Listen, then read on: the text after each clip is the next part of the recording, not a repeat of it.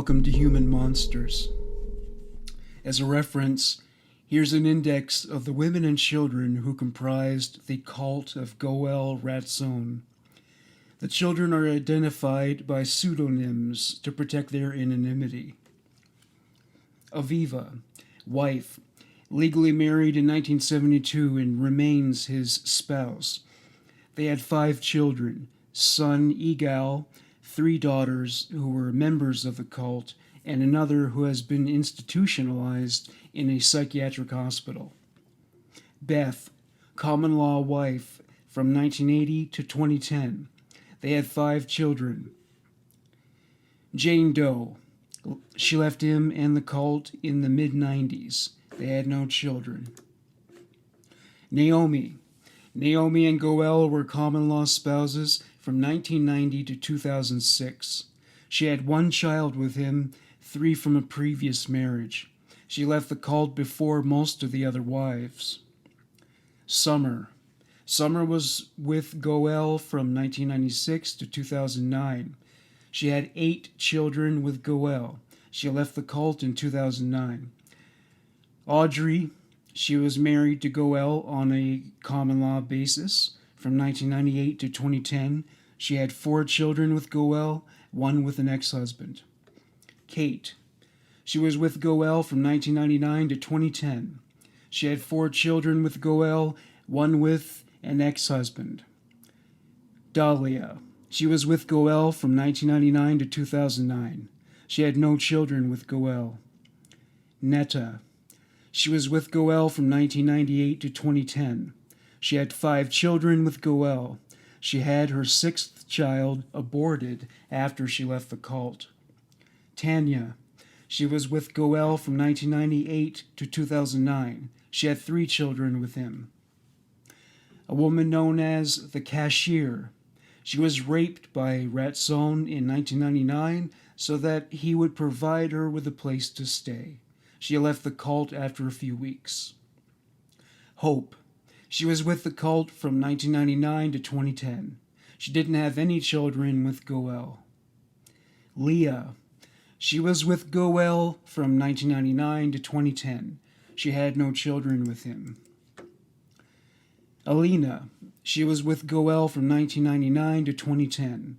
She had 9 children during that time. Laura. With the cult from 2000 to 2010. She had 5 children with Goel. Cindy. She was a member of the cult briefly in 2004. She was brought out by police after a few weeks. Sivan. With the cult from 2004 to 2010. She had a child with an ex-boyfriend.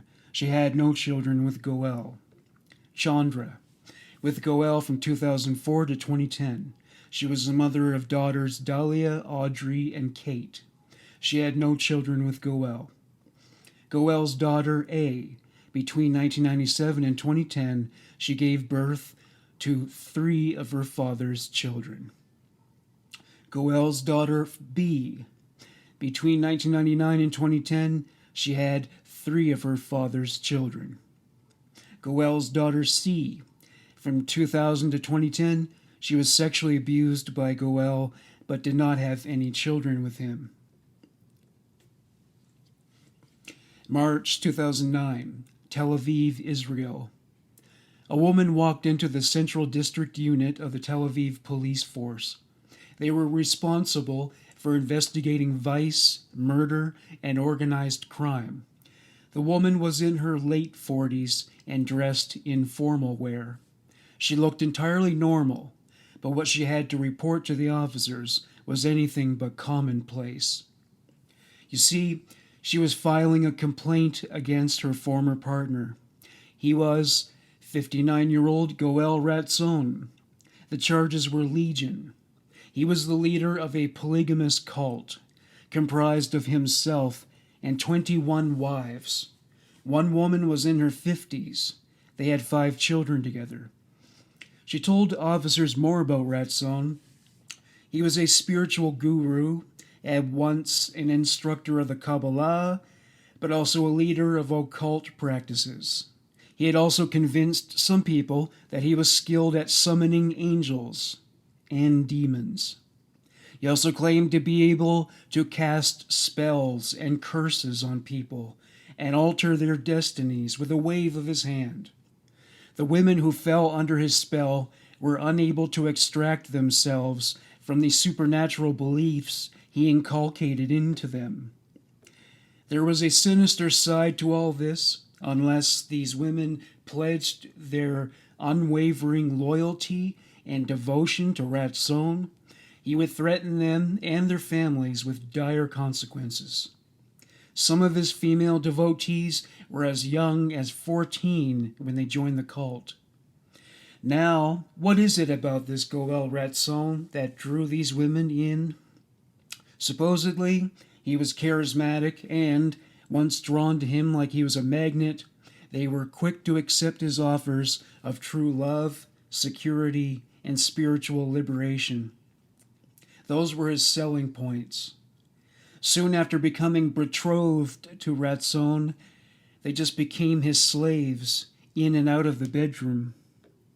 Their roles in his life were to gratify him sexually, bring him money, perform domestic labor, and have his children. The detectives assumed this woman must be a flake, since she believed that this Goel Ratzon person had legitimate supernatural powers, like a wizard, and posed a valid threat to anybody who displeased and or disobeyed him. One of the investigators even asked the woman, "Ma'am, are you on drugs? Are you seeing a psychiatrist?" It soon became clear, due to the officer's mockery and snarky remarks, that they didn't take her seriously. She left in tears, feeling humiliated. A few weeks later, the woman returned, this time accompanied by a woman named Danit Keren, who was the leader of the Israeli Center for Victims of Cults.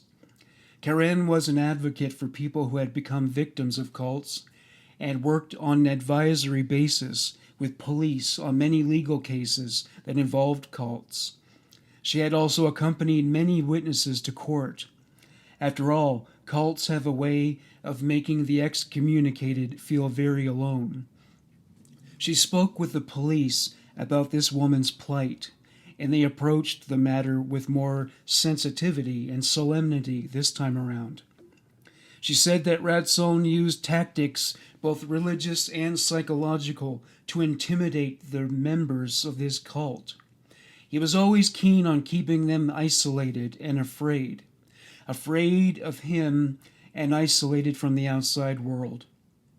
Day-to-day life in the cult's compound was based on degradation, servitude, and the ceaseless pampering of Goel Ratzon. Watch one of the documentaries and you'll see one of his wives brushing his hair. Sometimes they served him at the expense of their own dignity and well-being. One way in which the women were required to prove their loyalty to Ratzon was they had to sign a contract entitled The Family Book. This book spelled out the code of conduct expected of all cult members in detail. It also listed all the punishments that would be meted out to those who ran afoul of those rules. One requirement was that they were to have a portrait of him tattooed to their arms and necks. The women were forbidden to speak to other men. They also could not use cosmetics. They were to dress modestly, and they could not remove body hair anywhere except what was defined as a, quote, private area. Following each of these illegitimate weddings, Goel would assign a spiritual name of his choosing to his new bride. The names were derived from the Torah or the Kabbalah. Part of the marriage process was eliminating the bride's identity and roots. Some women were chosen for the role of childbearer. This responsibility wasn't assigned to just any woman. The appearance, health, inclination to obedience, and personality were taken into account. If Goel didn't think they were healthy, pretty, compliant, or affable enough, they didn't get to bear his holy seed, as he was fond of putting it. They would continue to cook, clean, and groom him, though. The child-bearers were required to dry their milk for a month after giving birth to allow the ovulation cycle to regenerate fully and enable a new pregnancy. Goel monitored the women's ovulation dates carefully so that he could impregnate them without fail. His motivation behind having multiple children was, in part, insults directed at him by the Israeli establishment. He also wanted to infiltrate the highest echelons of the Israeli government and military by way of raising elite scholars and athletes. Ratzon was too much of a kook to be taken seriously by those people, but if his children acted like normal people, he reasoned, that might give him a way in.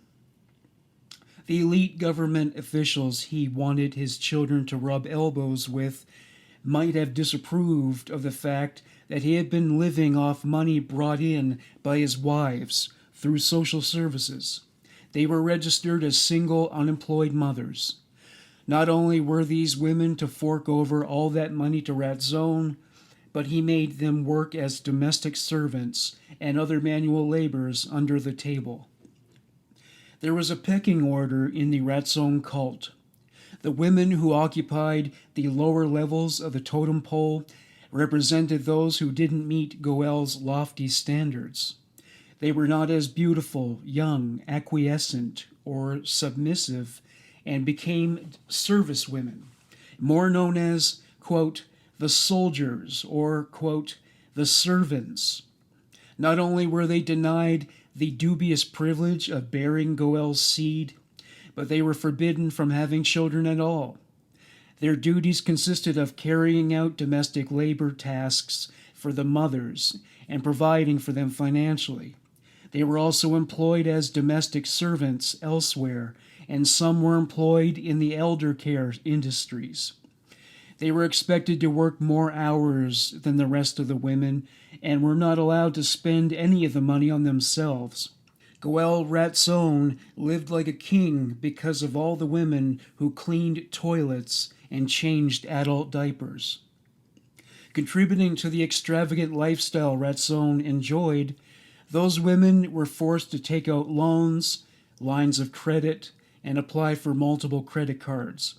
He loved to travel and buy devices, and this was paying for it. While Ratzon lived in sumptuous privilege, the wives were required to ask for permission to spend the money on anything, including food to feed their children. At one point, there were 50 children on the compound, and because everyone in the cult lived on a strict vegan diet, the kids often subsisted on a very frugal regimen. To them, apples and bananas were luxurious, like surf and turf. If a woman began her new life with Ratzon in possession of property, money, or soon received an inheritance, she would be stripped of all those assets. In some cases, they were forced to declare bankruptcy after going deeply into debt to grant Ratzon's every wish. Goel would have their assets transferred to the accounts of his oldest daughters. This behavior was appalling, but the witness had something far more shocking to report. It involved Goel Ratzon's sexual conduct. The witness said it best. He molested my adult daughter and has been grooming my youngest, only 8 years old, to become his wife in the future. When he gets tired of his middle-aged wives, he coerces them into surrendering their young daughters and sisters to be his wives instead, using threats and emotional manipulation. He has 4 wives from the same family, a mother in her late 40s, and 3 daughters from a previous relationship. The youngest has been his wife since the age of 14. Many of his wives are sisters or cousins to each other. According to Karen, almost all Ratzon's young wives went to the same high school and socialized in the same circle. Goel was known to that group, and his reputation aroused thoughts of spirituality, mystery, and benevolence. These girls were naive and impressionable, seeking advice from Goel on spiritual matters. They would spend some time studying the Kabbalah with Goel, and somehow he would convince them that serving him and bearing his children was the highest distinction a woman could aspire to in her life. Many of these girls began having sexual relations with Goel as minors. One girl began sleeping with him in middle school. Her mother pressured her to do it. Her older sisters were also members of the cult. At the time the witness approached the police, that girl was 28 years old and had left the cult, fed up with their ways. She was disowned by her family after leaving. The 28-year-old could have provided investigators the much-needed evidence to put this man behind bars. The hard part would be finding her. To quote the witness, "She is mad as hell at her mother and two sisters. Goel Ratzon and her family can drop dead as far as she is concerned. She wouldn't piss on them if they were on fire." What the witness had next for the investigators was another colossal bombshell. Her suspicions regarding Goel's 3 adult daughters, who lived in the compound and had 6 children whose fathers were unknown to the majority of the cult's members. Though maintaining discretion in doing so, they were also serving as their fathers' wives.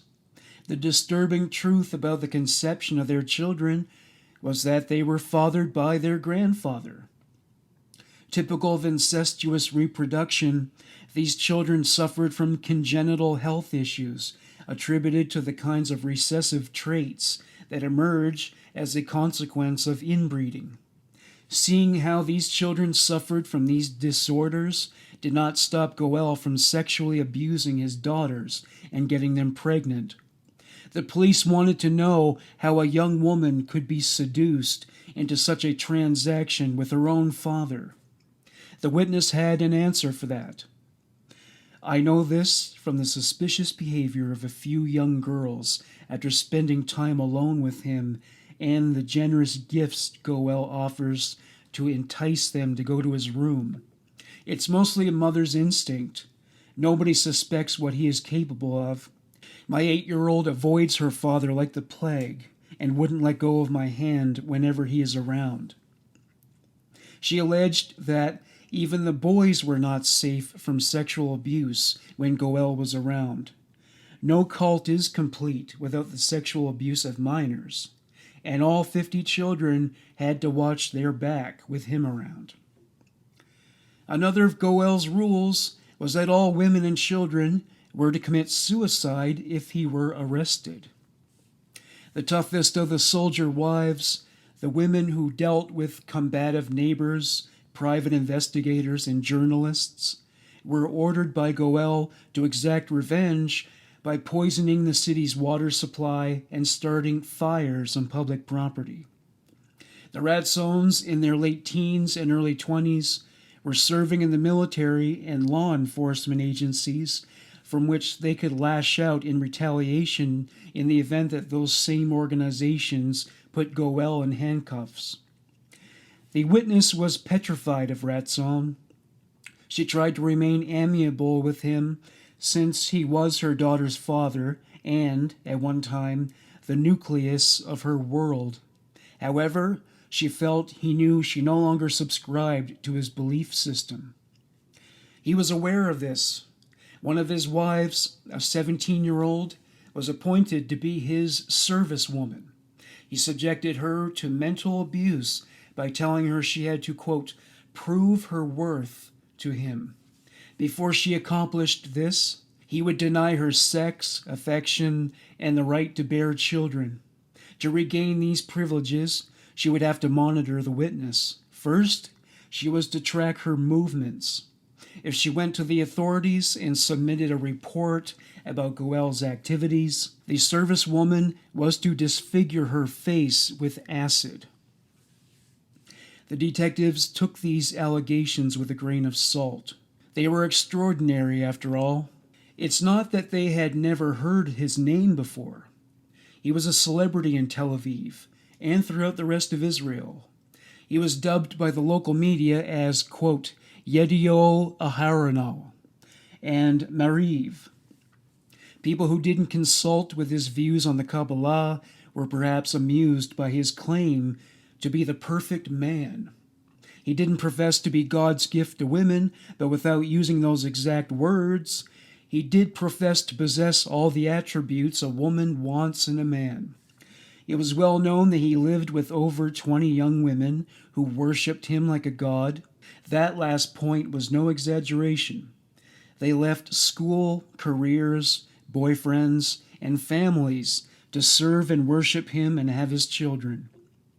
The problem was, there was nothing the police could do if the women were 18 years of age or older and linked up with him voluntarily. Their families were outraged, but their protests fell on deaf ears. The witness who approached the police with Karen joined Ratzon's harem when she was very young, and he, himself, was a relatively young man.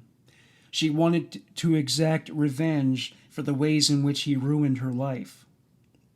One piece of evidence she happened to obtain was from another woman who had been jilted by Ratzon. It was a copy of the family book, which contained a list of the supernatural threats and punishments that would supposedly await any woman who disobeyed or betrayed Ratzon. She had grown tired of being bullied and harassed by Ratzon and the other wives. It had gotten to the point where she was so beset by anxiety that she would soil her pants whenever that abuse was imminent. Danit Karen arranged for the woman and her 3 children to live in a battered women's shelter. How the story of Goel Ratzon began. He was born on September 19th, 1950, in Israel. He grew up in what is called the Tikva Quarter. It was a working-class district of Tel Aviv. His parents were impoverished immigrants from Yemen. Politically and economically, Israel was unstable, but Yemen was even more so. So it was seen by them as a better option. Goel's father was a manual laborer and an activist. He was part of an underground network of people who smuggled weapons. He suffered a permanently debilitating injury and was forced out of his job. This led to even worse privation. Though it is unknown to outsiders where Goel fit into the birth order, he was confirmed to be one of 8 children. The chorus of growling stomachs added to his father's heartache. It was certainly a situation a future cult leader would have wanted to avoid at all costs, and bore no resemblance to the kingdom he would establish for himself one day. That would have to wait. In the meantime, his family lived in camps set up for Jews seeking refuge from persecution in other countries. The conditions were unsanitary and squalid, with 100 people sharing one toilet. They were looked down upon by Israeli nationals. Those whose skin tone were darker faced more discrimination than the light-skinned Jews of European extraction. Adding to their sorrows were diseases and infant mortality. Social workers seized Yemeni babies to prevent them from suffering the ill effects of immersion in this environment. Many of these children were never seen by their parents again. It led to the mystery of the missing Yemeni children, around which conspiracy theories abounded. The truth was, many of them died of diseases anyway. The deaths were usually not reported to the parents and went undocumented. Seeing that mainstream Israeli society favored the light-skinned Ashkenazi Jews from Europe, young Goel secretly declared war on Israeli society. There were few Yemenis who would have objected to that. Unemployment and racism left Goel's father embittered and full of rage. He was hard-boiled and violent. Unemployment and the grim hopelessness of it can do that to a guy. It is particularly hard on men, for it eats into their self-worth, and their ability to provide for their families is compromised. As if it weren't bad enough that his wife and children were aware of the financial hardships that had befallen them, his father was abusive, beating and verbally abusing them all without mercy. Goel would compare himself to his father when indoctrinating his wives. He would say, "My family was very backward and old-fashioned. I am much more progressive than them."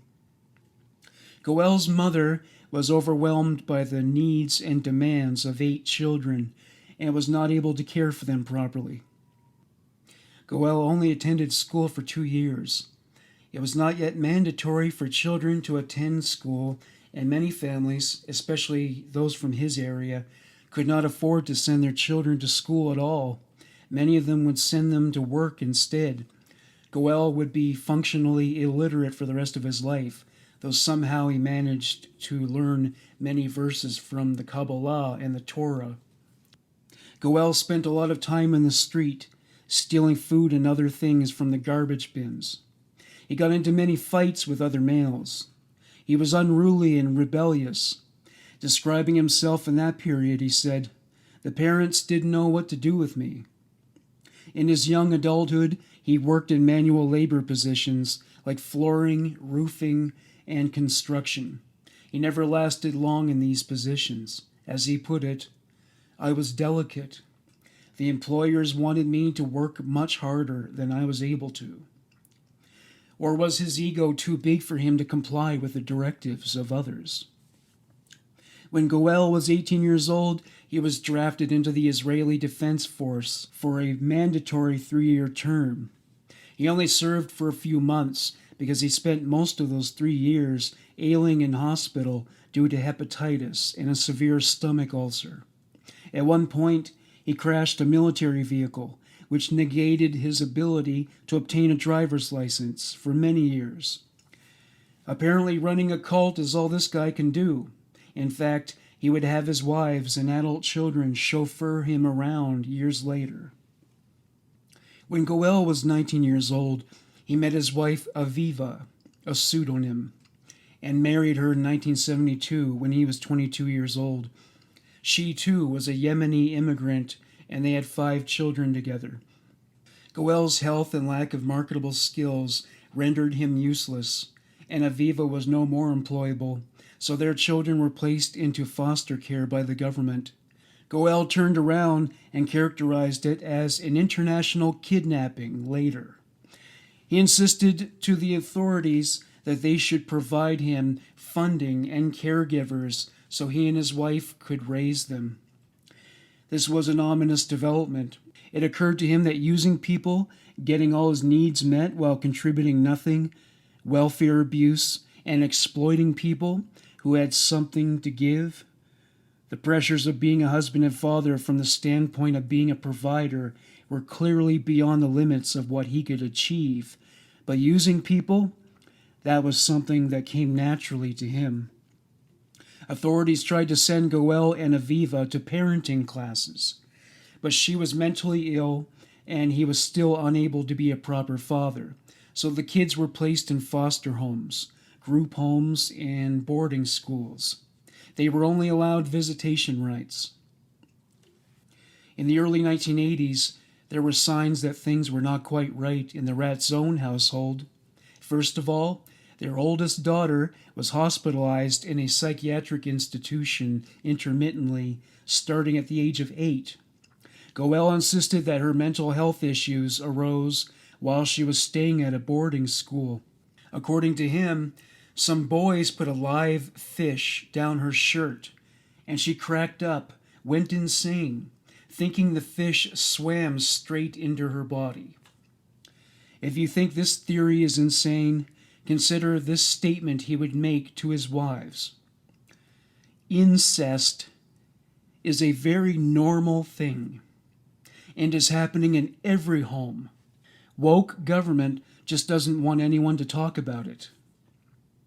Goel and Aviva ceased living together in the early 80s. He was asked why the relationship ended and said, "The wife was not functioning in bed. Otherwise, she was a very good woman." In court in 2012, he said that communication between them was often negligible at best, with her ignoring him, ultimately to her benefit. Information about the tumultuous relationship between Goel and Aviva is scant. She has said that all he cares about is himself and money, and was capable of what she dubbed as, quote, terrible things. His idea of providing food was to bring home rotten produce from the market, the kind that no self-respecting vendor would sell. The vendors left it behind for the insects. Goel would insist the produce was fresh and that he was providing for the family. Nobody could convince him otherwise. The relationship between Goel and Aviva deteriorated to the point where he would cross the street at the sight of her. Eventually they reconciled, and she allowed him access to the 3 daughters who were not mentally ill. They also had a son who was the most loyal to him of all his children. He was most vocal in his support and would go on to start a sex cult of his own after his father was taken into custody. One of the other wives divulged the way in which Goel persuaded Aviva to allow him access to their daughters. He cast a spell on her called the, quote, knives in the stomach. The pain from this spell manifests as menstrual cramps. Unfortunately for Aviva, she suffered from severe menstrual cramps on a monthly basis, often requiring emergency room visits. There may have been also a psychosomatic effect at work. She believed the spells worked, and her body may have upped the ante of her discomfort as a result. The doctors couldn't find anything wrong with her health, though the menstrual cycle was not as well understood then as it is now. Once Aviva surrendered to Goel, the pain miraculously disappeared. To prevent it from happening again, she gave Goel free rein to interact with his daughters. He began to mold them into his devotees by teaching them the Kabbalah and forms of mysticism. He promised that one day they would inherit his Kabbalistic status and power. The youngest of the girls was in middle school by that point. The second of his daughters was shadowing him as he went about his work as a Kabbalistic healer and teacher. She was quiet and obedient. She also happened to be very beautiful and looked upon Goel with admiration and awe. She was definitely going along with the program. Once she entered high school, Goel had her move out of her mother's house and in with him. Goel and Aviva remained married from a legal standpoint. When he moved out from the home he shared with her, he shacked up with Beth, with whom he had been having an affair for some time. He was once asked what it means to be his woman. He said, "It has nothing to do with sex. Sex could be with a friend or a neighbor. Being my woman means belonging, caring, emotions, common interest, to know how she is doing or if she has eaten today." At the age of 25, Goel Ratzon's future was looking bleak. He was working in low-paying manual labor positions, and parentally speaking, he had bitten off more than he could chew, and he was choking. He was suffering from poor health, due not just to diseases that had plagued him, but also because of an unhealthy lifestyle and occasional use of drugs. He sought remedies to this situation by turning to spirituality. Initially, he took the more beaten path and submersed himself in Judaism. He abided by the lifestyle strictures and studied the Torah in a religious school. It's not unusual in Israel for men who work full-time to devote themselves to the undertaking of studying and preserving the Torah. Dedicating his life to spirituality appealed to Ratzon, but the cultural and academic practices of those who embarked on full-time immersion in Jewish scholarship were demanding. He had to get out of bed early. He had to say prayers several times a day. Just like any other religion, Judaism had rules and regulations, and he didn't like how they restricted his freedom. This egomaniac lowlife from the streets and peddler of rotten fruit felt he deserved something better, better than what the average white-collar professional enjoys. He wanted to continue down the spiritual path, but in a way that was not going to cramp his style. He came up with the idea of becoming a spiritual healer. This would consist of energy treatments, psychic readings, and the distribution of charms and amulets. To sell himself as a legitimate spiritualist healer and guru, Ratzon concocted a story that he would tell people about what led him to his self-anointed calling. The story went as follows. One day, as he was scurrying about the streets of Tel Aviv in pursuit of food to feed his family, he took to the produce market to gather up the day's haul of putrid produce. He was gaunt and ailing. He was vomiting blood due to his stomach ulcer. He could barely walk. He wasn't doing much better than the tomatoes he was harvesting. Unbeknownst to him, there were homeless people and other indigent folks scrounging through the refuge in search of edible refuse. Goel made his way through this crowd after they assembled to behold a person crawling over the ground. Initially, he didn't think they were even human. He thought they were a dog. But then he saw that it was an elderly man. He looked up at Goel and, to Ratzon's surprise, grabbed a hold of his leg.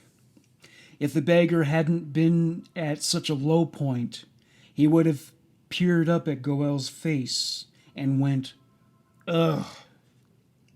But no, he said, "Do you happen to have a cigarette?" Goel was an inveterate smoker and was not inclined to share. Sure enough, instead of gladly handing over a cigarette, he said to the man, "Why are you crawling on the ground?" The man said, "I am both sick and famished. My daughter suffered severe burns in a house fire and is currently hospitalized. I have nothing to live for." Goel, feeling unselfish perhaps for the first and last time in his life, reached into his pockets in search of change. Nothing but lint and an empty promise. The only thing of any value that he possessed was a cheap watch given to him by his father, despite the fact that it was likely the only thing he had left from his father. He gave the beggar the watch. He told him to sell it for food. The man was grateful and accepted the timepiece. He had a question for Goel. "Has anyone ever bowed down before you?" Goel came across as a man who had never entertained the possibility before when he simply said, "No."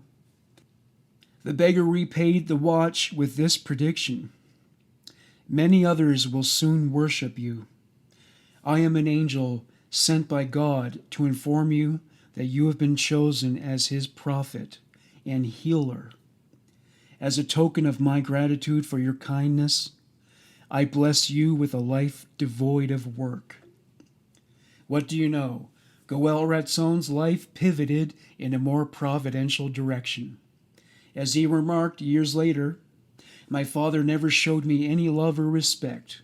He never treated me to a decent meal or bothered to have a conversation with me. But all of a sudden, when I came home, he exclaimed, 'Here comes the Savior everyone has been waiting for. Come and join us for dinner.'" This transformative experience didn't end with that. He claimed to have a dream that changed his life. An angel descended straight from heaven and gave him the, quote, "keys to Torah," end quote. In other words, The angel bestowed upon him an understanding of the holy text that the eldest and most learned scholars do not possess after decades of poring over every passage. He also professed to have additional otherworldly abilities passed down to him by the angel: levitation, mind reading, reality distortion. He said his hepatitis and ulcer healed after this experience. He said his physiology in general underwent an overhaul in its entirety. It was suddenly easy for him to quit smoking, drinking alcohol, and doing drugs. He even gave up meat. He sure was living a charmed life. To quote Ratzon, I suddenly found myself swimming in a sea of prosperity. He opened a clinic. It wasn't registered with the government and the Israeli medical establishment. In fact, it was underground. It was called the Center for Healing and Kabbalah Studies. It was located in a beat-up old building in which the hallways stank of urine. Despite those shortcomings, people swarmed to the clinic from all over the country to take in Ratzon's teachings. They were impressed by his unwavering self-conviction and intricate knowledge of the Torah and Zohar. He came across as kind and benevolent to the people who came to him in times of trouble. Many of them had untreatable health conditions and were hoping it was true that he could relieve them of their maladies. Even some celebrities and politicians consulted him from time to time. Initially, he charged about 250 shekels for these services, which amounts to about $100 American. As he became more well-known, he decided he was worth more, so his clientele paid more. It got to the point where he defrauded them out of larger sums of money, and even their homes. One woman was suffering from a kidney disease, and she gave him hundreds of thousands of shekels, believing he could cure her of the affliction. As she continued to suffer, he told her he needed more money from her to finish the job. He depleted her funds entirely, leaving her penniless and, soon, dead. Also, believing the Israeli government owed him compensation for what they put him through as a child, he exploited every welfare and disability-related loophole he could find. Social services became suspicious and launched an investigation. When they visited him at a condo he owned that was given to him by a client, they were appalled to find that he was living in the lap of luxury. Due to his flourishing business, the condo was lavishly furnished, well equipped with top-of-the-line electronics, musical instruments, and more. He had a personal driver who was a friend of his. Social services filed a lawsuit against him because he had neglected his duties as a parent. The case was soon heard in court. He told the court that the items seen at the home were given to him by friends and relatives, and that the business was not legitimate. He claimed that what social services thought was a for-profit business was just a charitable therapeutical practice for people seeking his counsel. The prosecutor was unable to prove that the charges could be substantiated by evidence, so Ratzon was acquitted. The judge believed Goel was a con artist, but without proof, it was pure speculation. Goel would go on to claim that he was targeted because he was Yemeni. He would continue to promote himself as an expert in practical Kabbalah. He ignored the threat from government and was unconcerned about their allegations. He had some people believing that it contained cheat codes to find prosperity in many aspects of life, including health, love, money, and life expectancy. Normally, one can only be instructed by a certified rabbi, but Goel convinced his followers that he was just as qualified as a rabbi, if not more so. Traditional practitioners of Judaism condemned Ratzon, considering him a charlatan and a practitioner of the dark side of Judaism and the Kabbalah. It was about that time that Beth consulted Goel to find out if he could do a reading to help her ascertain who she should marry. Surprise, surprise. After reading her palm, he concluded that she should marry him. And she did. Though marrying a married man was in violation of her beliefs, they decided to live common law in her house. They would go on to have 5 children together. Her family did not approve of the relationship and were reluctant to accept their children. Goel would take on his 3rd wife during this time.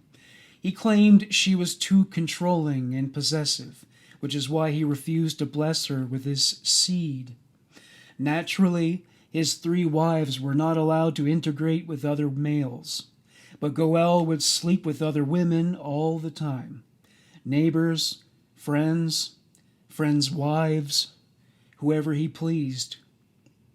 He met and seduced a 17-year-old girl. She worshipped him as if he were a god. She moved in and married him. He claimed he taught her to levitate and that they made love on treetops. Their wedded bliss came to an end upon the advent of her habit of failing to wash dishes on schedule. He would go on to end the relationship based on such petty criteria. Goel lived a life at variance with the traditions of Judaism and the Kabbalah. He grew his hair and beard long. He dressed entirely in white. He did liken himself to King Solomon, who had several wives and concubines. He decorated his home with symbols typical of a Jewish high priest, which is apparently considered by Jewish tradition to be blasphemous. He would tell people he was a tzaddik, a noble soul sent to earth to reverse or amend the transgressions of the general population. Based on the concept of tikkun, he claimed to be a conduit for divine instruction and pronouncements. He also declared himself to be so enlightened that he deeply understood the hierarchies and anatomy of the world's cultures and societies. He proclaimed that because women were not as spiritually evolved as men, what they needed to do was latch onto their husbands to ascend to a higher position in the spiritual hierarchy. The more virtuous the husband, the more spiritual credit she would get in the afterlife. In his view, the best approach to this was to align herself with the most righteous man she could find and bear his children. She would have to surrender her ego and self-esteem in the process, of course. Beth began to contradict Goel's belief system. She was raised with a very traditional set of Jewish beliefs and felt he had diverged too far from the tradition. He cast a spell on her as punishment, supposedly inflicting an asthma attack. She was nevertheless under his spell, and the asthma attack took hold, requiring a trip to the hospital with his child incubating in her stomach. She never challenged him after that. She complied with all his directives.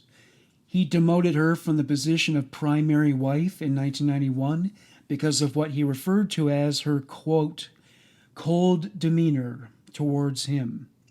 He said he didn't elevate her status higher among the wives because of her supposed indifference toward him.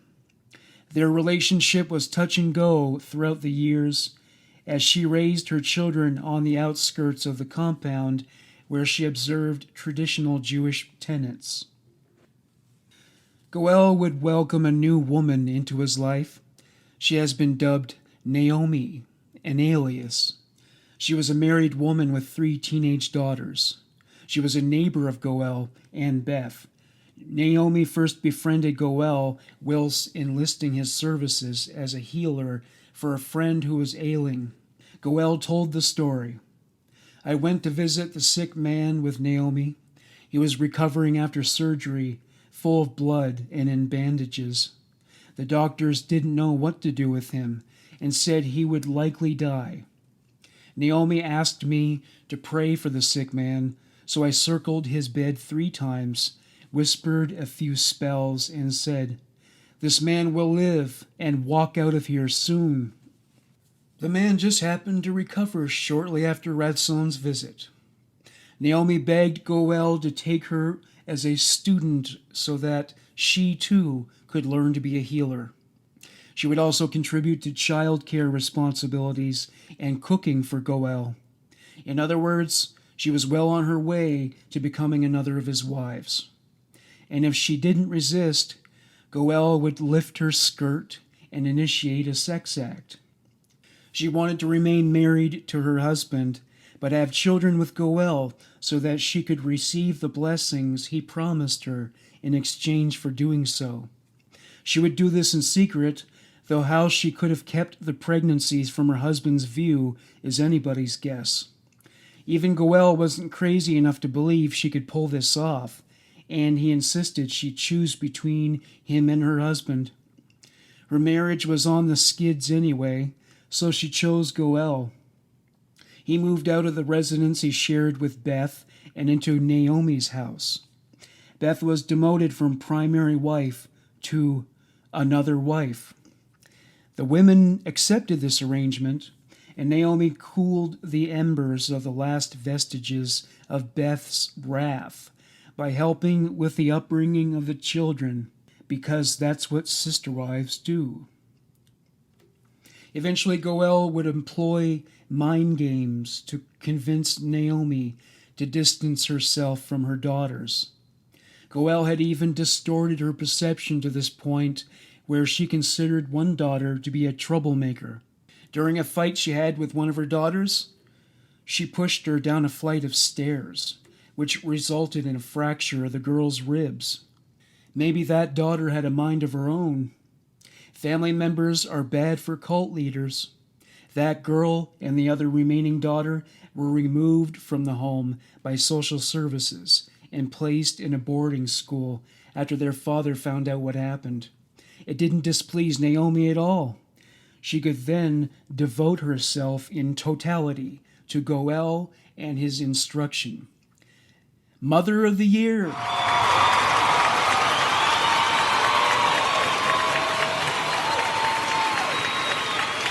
She was looking forward to having all those cult babies, but he kept delaying it, and delaying it, and delaying it. Boy, ladies, what an injustice, eh? In the meantime, she took on an administrative role in the cult, supervising the daily operations of the clinic and overseeing the progress of the students. She also took on the responsibility of what might be considered the propaganda wing of the cult, transcribing his diaries and lessons to computer files.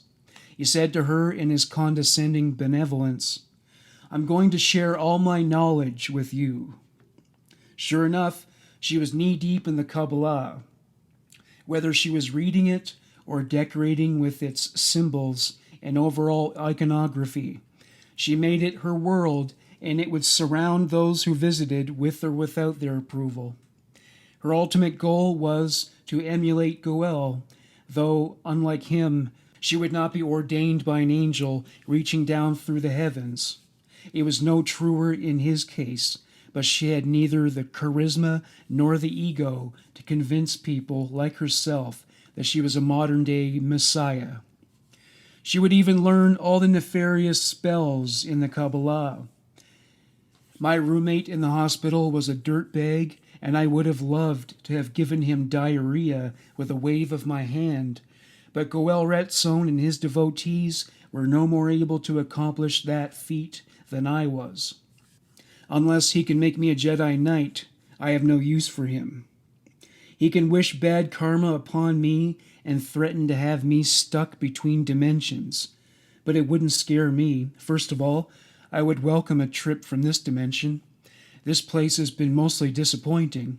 Secondly, I've had tons of bad things happen to me despite not going out and ruining people's lives. So it can't get any worse than when life rapes me in the ass of its own accord. But Goel Ratzon had Naomi under his control, twisting and turning her switches and dials with fear and blackmail. If she was disobedient, he would say something like, "Do you know who I am? You aren't spiritually evolved enough to even understand who you are dealing with." He threatened to turn her into an old woman covered with wrinkles and liver spots. A man like him considers the fate of being unattractive to him to be a punishment, so it was entirely in keeping with his line of thinking. He assured her that it would be the outcome should she either leave or disobey him. She did neither. If ever he were displeased with her, he would withdraw his affections and attention, and she would be devastated. To placate him, she would shower affection and pampering on him and buy things for him she knew he would like. She felt she had to earn his appreciation, and she was doing the work. This was not enough, though. It came to light in court that even buying him furniture was not enough. To demonstrate her devotion to him, she agreed to have all her natural teeth extracted and have dentures installed in their place to ensure better oral sex. It is unknown whether or not she bid him down there, but I can confirm that she should have. A few dentists refused to perform the procedure. The doctor who did justified it by saying she had cavities. In 1991, Goel Ratzon was on the lookout for new women to add to his harem. He met a 30-year-old woman named Chandra. She met her first husband when she was 16 and married him when she was 18. Her husband abused her while she remained with him for a decade and bore him 3 daughters. She left the man and eventually moved back into her father's home after a period of couch surfing. One night at dinner, her paternal uncle and his wife joined them as guests and announced that his daughter Naomi moved in with cult leader Goel Ratzon after leaving her own husband. Chandra volunteered to speak with Naomi. That she did, and Naomi revealed that she wasn't just shacking up with some average Joe. She said he was a prophet type who was sent once every 1,000 years, like Jesus or some other deity deemed to be the chosen one. Naomi was gushing with superlatives, unable to say enough good things about the man, as when she said, "He is a saint, a savior, a miracle maker, an alchemist who can cure people from disease in a wave of his hand. His every word is a pearl of wisdom." She had made serving God and obeying Goel her mission in life, and anybody who opposed it all could go to hell. While Chandra wasn't sold on Goel, she was, nevertheless, curious to get a sense of what it was about this man who had Naomi under his spell. She was told that Naomi would have to make an appointment for her. Goel considered meeting him to be a special privilege, like dining at a 3-star Michelin restaurant, and he was sure that every patron would be begging and pleading for seconds. I would rather get my junk caught in the lobster tank, but Naomi's perception of the real world was about as clear as the air in a bingo hall in 1986.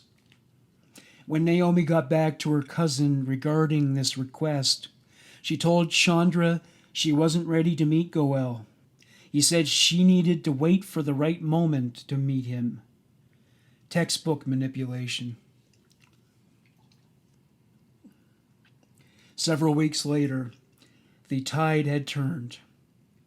Naomi said to Chandra, "Your day to meet the Savior has come." Boy, was Chandra underwhelmed. Goel was short, overweight, and middle-aged, with salt and pepper hair. He didn't strike her as a charismatic magnet for devotion and compliance among beautiful women. To her, he came across as a nebish, or what the Israelis call a limek, which is basically a geek or a nerd. Goel had an explanation for her. "I might look like a limek, but there is a hidden secret in limek.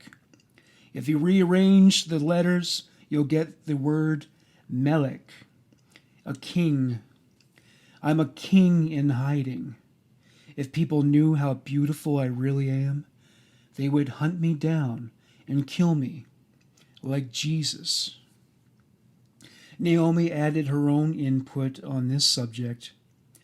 "One day he will remove his human costume, and the whole world will bow to his glory. Goel is the Messiah everyone has been waiting for." The Chandra found herself both amused and impressed by these selling points. There was something about Ratzon's disposition, informed by kindness and empathy, that she found charming and drew her toward him. He told her his life story, complete with the struggles against a government that oppressed his people, and she identified with him, having experienced some of the same. The similarities stacked up, and before long they were kindred spirits. Either that, or she fell for it. She shared with him her most recent hardships, like how her marriage was disintegrating, and she struggled with her parental responsibilities. Goel expressed to her his empathy, seeming to feel her pain as she did. At one point he said, "You needn't worry anymore. Today is your lucky day. You've found your Savior." Demonstrating his alleged magical ability to wash the hardships from a person's life with a wave of his hand, he passed his fingers in front of Chandra's face and said, "I've relieved you of the migraines that plagued you." Chandra said, "It can't be. Countless doctors couldn't offer me any relief." "My abilities surpass any doctor. My healings are divine gifts from God." Miraculously or coincidentally, Chandra's migraines ceased to occur. Goel offered to follow up by offering to help her quit smoking. She hadn't asked him to do it. She was an inveterate smoker. She had developed a heart condition, but she decided she would rather die from a heart attack than live a life without tobacco. Goel wasn't prepared to take "you're full of shit" for an answer. He said, "You've been liberated from your addiction." Incredibly, she no longer craved tobacco after this encounter. Now she was convinced that he was a saint. She became one of his most faithful allies, advocates, and followers. Like with the other devotees, if he said jump, she built a rocket ship.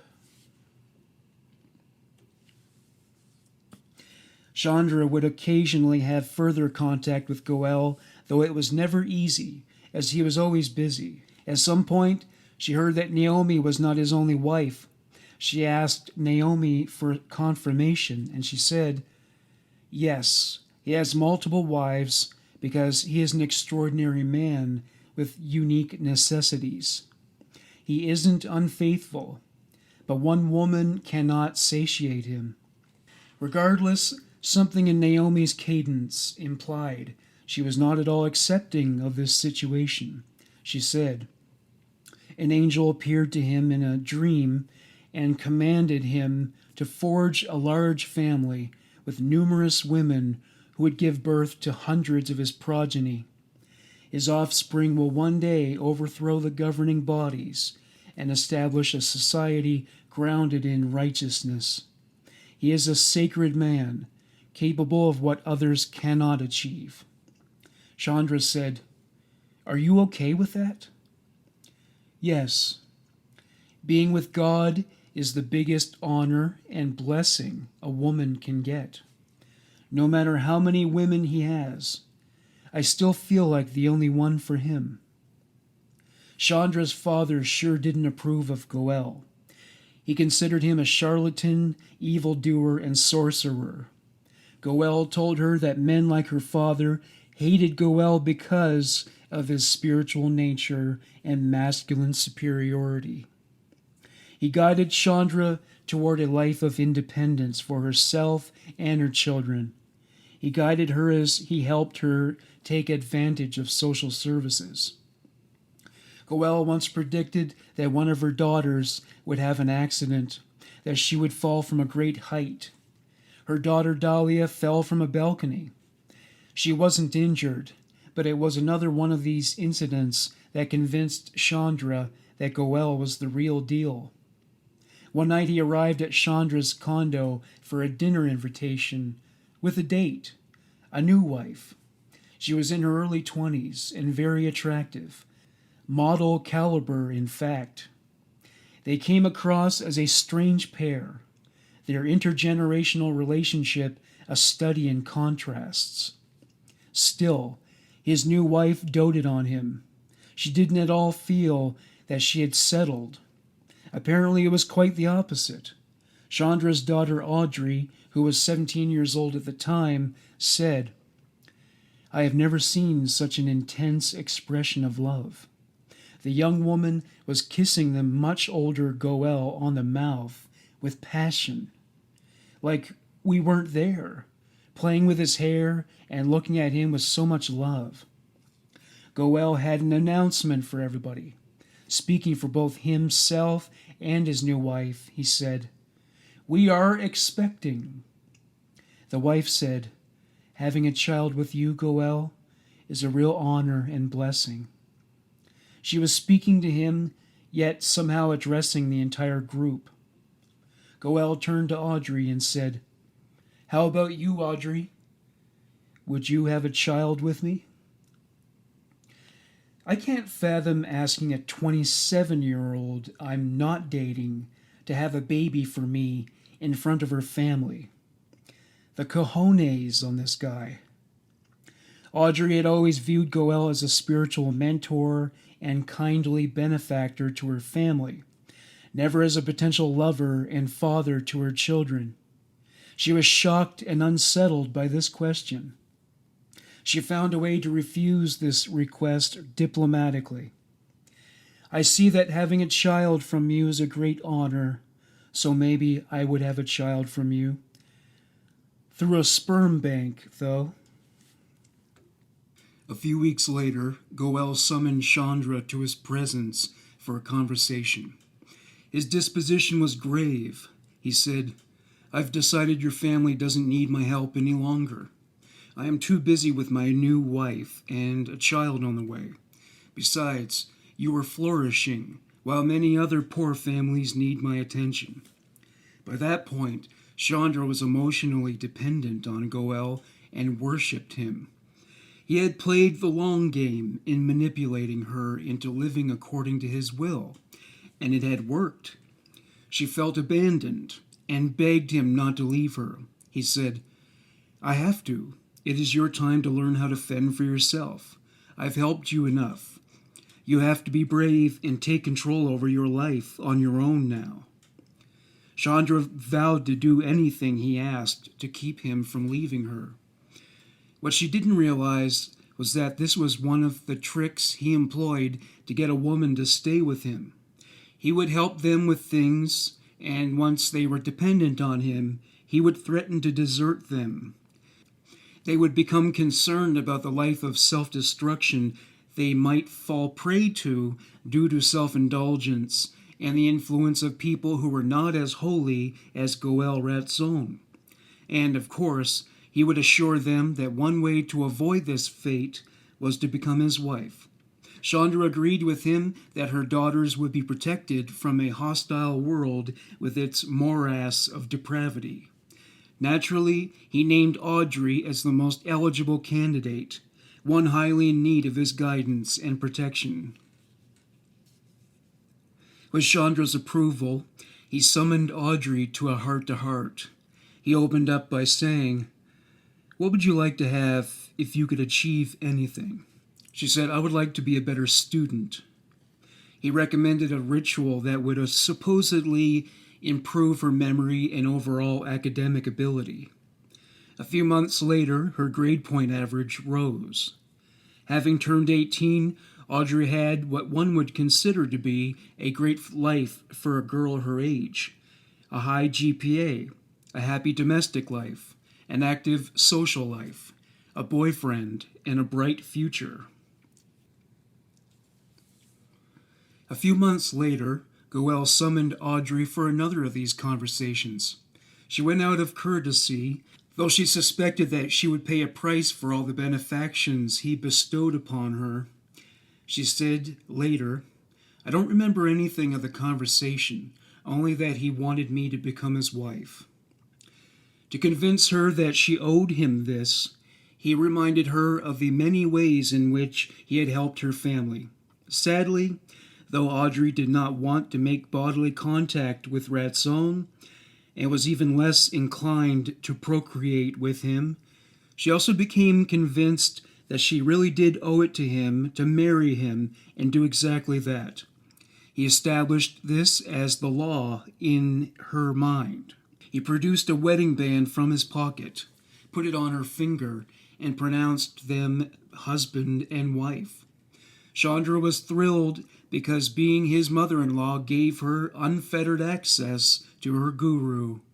Chandra was dubbed the Devil's Mother-in-Law by the media years later for encouraging and facilitating the union. Audrey refused to have children with him immediately after, which he demanded. She wanted to wait and not only graduate from high school, but see what her friends would think. He had a now-or-never attitude about it. When she continued to defy him on this issue, he placed a curse on her, and she was not able to bear a child, even after in vitro fertilization treatments. After she left the cult, she reconnected with her high school boyfriend, and they conceived a child on the second date. They went on to raise a family together. The next unfortunate soul to marry Goel was Kate. She was 2 years older than Audrey. She was a child of Chandra. Kate first met Goel at the age of 9. Chandra approached Goel while Kate was a teenager to tell him Kate had pain in her knee. He told her it was incurable, but worked his so-called magic, and weeks later the pain disappeared. There was a man who pursued Kate. She was not attracted to him. He was one of Goel's followers, and he asked Ratzon to bless what existed of their connection. Goel urged them both to marry and then conceive as soon as possible. Kate would go on to have a son. She never loved the man and never wanted to marry him, so it was almost like rape. 5 months after the child was born, Kate had a heated argument with the man, and she left him, moving back in with her mother. Ratzon pronounced the man a deadbeat and a lowlife, and advised Kate to embark on the divorce process, during which he offered his guidance. Kate was now 22 years old, single, and with child. What man would have wanted her at that juncture? Goel and her mother convinced her that becoming one of Goel's wives would be her only salvation. He promised he would protect her from all the evils of the world, as he had with the others. Kate weighed in on the kind of man he was in the beginning. He was truly a very loving, affectionate, and romantic man at first, but it lasted only a month. After that, another woman would take your place. Indeed, each woman would be allotted her time with Goel, and then another would displace her. When the family vacationed together, the women, forbidden to look at other men, as always, would form a circle around Ratzon, looking inward at him. The women always footed the bill for the travel and food. Because there was only one of him and multiple wives, The women would have to jockey for his attention as part of a hierarchy. If they wanted to please him and spend time with him, they would have to obey his strictures. And so that was how he maintained his grip on their lives and ensured their obedience. Now that Goel had married Chandra's two oldest daughters, he now had his sights set on 14-year-old Dahlia. Chandra was fixing to pass Dahlia along to him. He got very touchy-feely with Dahlia, giving lots of hugs, kisses, and attention in other forms, and even asked her to sit on his lap. He said to her, "Don't I smell good?" She actually found his stench nauseating, and his overall appearance off-putting. But he occupied a very high level of status in her family, so she felt she couldn't resist him. He had known her since she was 6 years old. He had often suggested they wrestle or play what he called domination games. Inevitably, that would have involved someone being pinned to the floor, and it wouldn't have been him. When Dahlia was 14, Chandra approached Goel to tell him Dahlia had a painful spot in her breast. Instead of recommending a mammogram by a licensed physician, he insisted on performing a breast exam himself with his grubby old hand. He announced that she had a cyst. He offered to massage the breast in question as a means of treatment. Chandra gave her consent.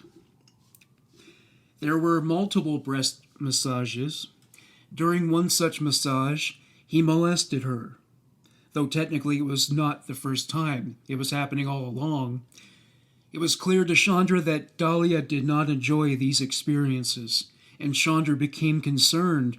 You see, she didn't want to hurt the guru's feelings. She urged Dahlia to write a love letter to him as a balm to the injury inflicted on his ego. She suggested that she also ask for his hand in marriage in the same letter. Goel had her entire family so enraptured that she felt it was decreed that she must become his wife too. One day she was alone at her sister's home when suddenly Goel walked into the door. He ushered Dahlia into the bedroom, fondled her breasts, removed her clothing, and raped her. Dahlia was resistant, telling him she was uncomfortable with the whole thing. He put a pillow over her face. He said she wouldn't feel self-conscious if she didn't have to look at him. Soon Chandra found out Goel had defiled her 14-year-old daughter. She was shocked, but elated. She said, "Good for you. You've become a woman.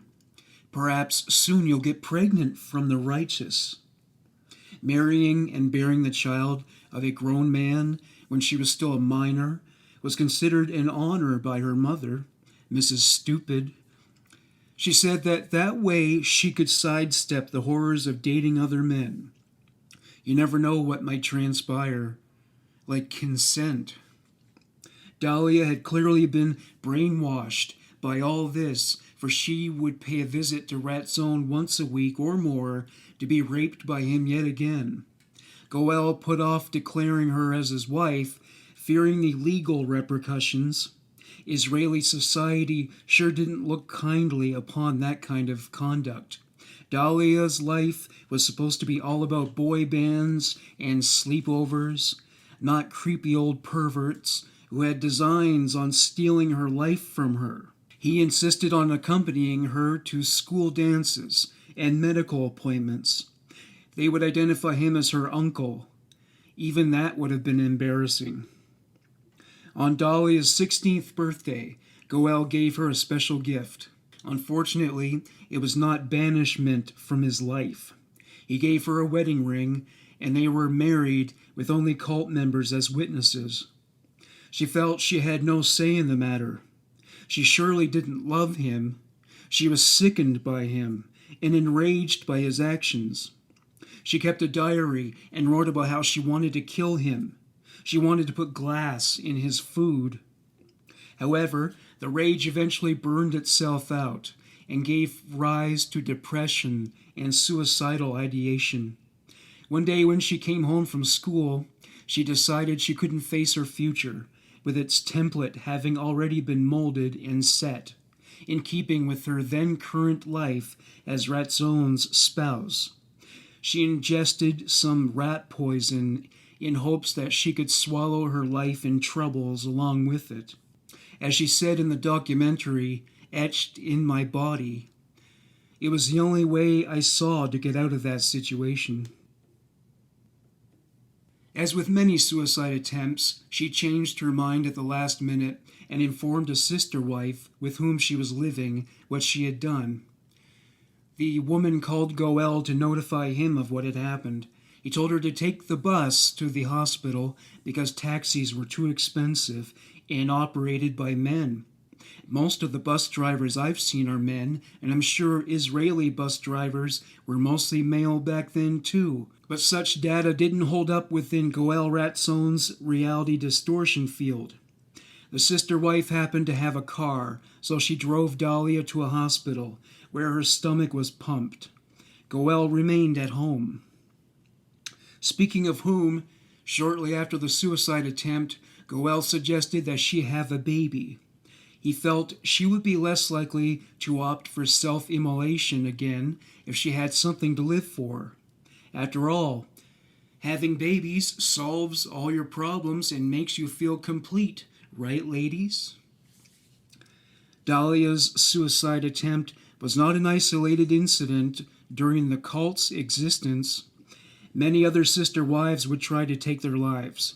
Not only did they have little autonomy, but Goel had become very proficient at paring down their self-worth. Goel felt that a baby would give these women something to live for. Granted, most mothers would hesitate to kill themselves because they do not want to abandon their children. Dahlia was crafty. She met with a doctor who prescribed birth control for her. This would make it easy for her to break free.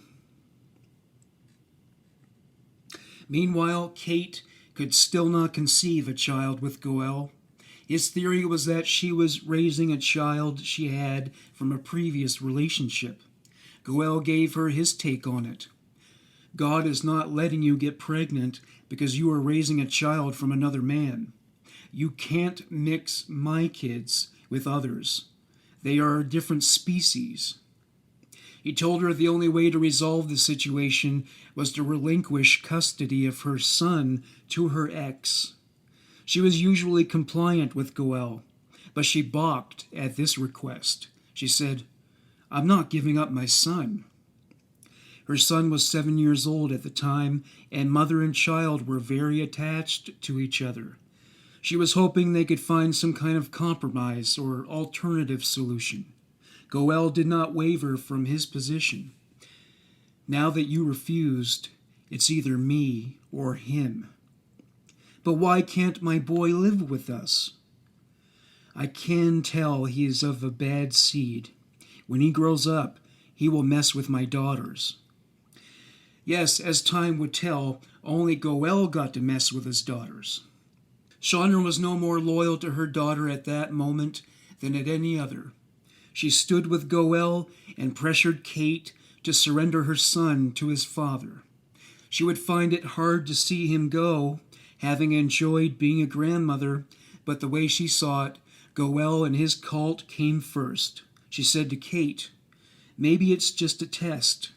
Maybe Goel is just testing your loyalty." Kate mulled this over for a few weeks.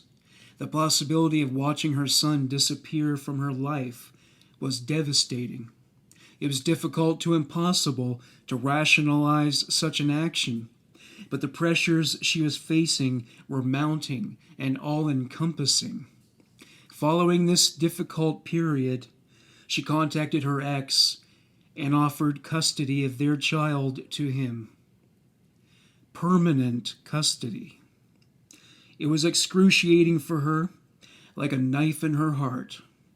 etched in my heart, she said, "Until my boy left the house, we didn't comprehend it was truly happening. We thought it was a test, that Goel would reconsider. But Goel remained steadfast in his decision, only growing more and more radical with time. This wasn't the end. Goel ordered her to sever her ties to the boy entirely by changing her phone number and keeping it unlisted. She was strictly forbidden from contacting him through any medium. During his trial, Goel claimed that his motivation for forcing Kate to sever her ties to her son had more to do with his father, who had threatened to get the police involved, which would likely have led to the dismantling of the cult. Kate went on to have 4 children with Goel, all of whom were given variants of his name. The names were designed to pay tribute to his magnificence and divinity, you see. One name was Adoninu HaGoel, translated to English, Goel our Lord. Adonit HaGoel, translated to English, Lady Goel. Adon El HaGoel, translated to English, God's Will of Goel. Baby naming within the Goel cult always followed these motifs. Another child was named Yoresh HaGoel, translated to English, the successor of Goel. Dr. HaGoel, Rabbanug HaGoel, translated to English, Priest Goel. After Goel was arrested, many of his children changed their names. As of 2004, Goel had 5 sister wives, Naomi, Chandra, and her 3 daughters. Chandra would go on to become one of the most dangerous members of the cult due to her fanatical adherence to Goel's teachings and strictures. She would have done anything for him. She had already sacrificed her daughters to him. She learned how to make pipe bombs and go about poisoning the city's supply of drinking water. She would have weaponized herpes at his behest if the occasion had called for it. As far as the poison went, Goel instructed her to buy and stockpile hundreds of medical thermometers to extract the mercury within. One of the pipe bombs would have been placed and detonated in a dumpster of Tel Aviv's premier hospital. Chandra was primed to become a domestic terrorist and would carry out any act of violence upon Goel's command. Summer was the next young woman to fall under Goel's spell. She wasn't financially desperate with no one to turn to. She led a fulfilling life overall, but she was keenly interested in developing her spiritual side and wanted to consult a guru figure from whom she could learn what she had not studied on her own. She was seeking a male figure to become part of her life, and he had big shoes to fill.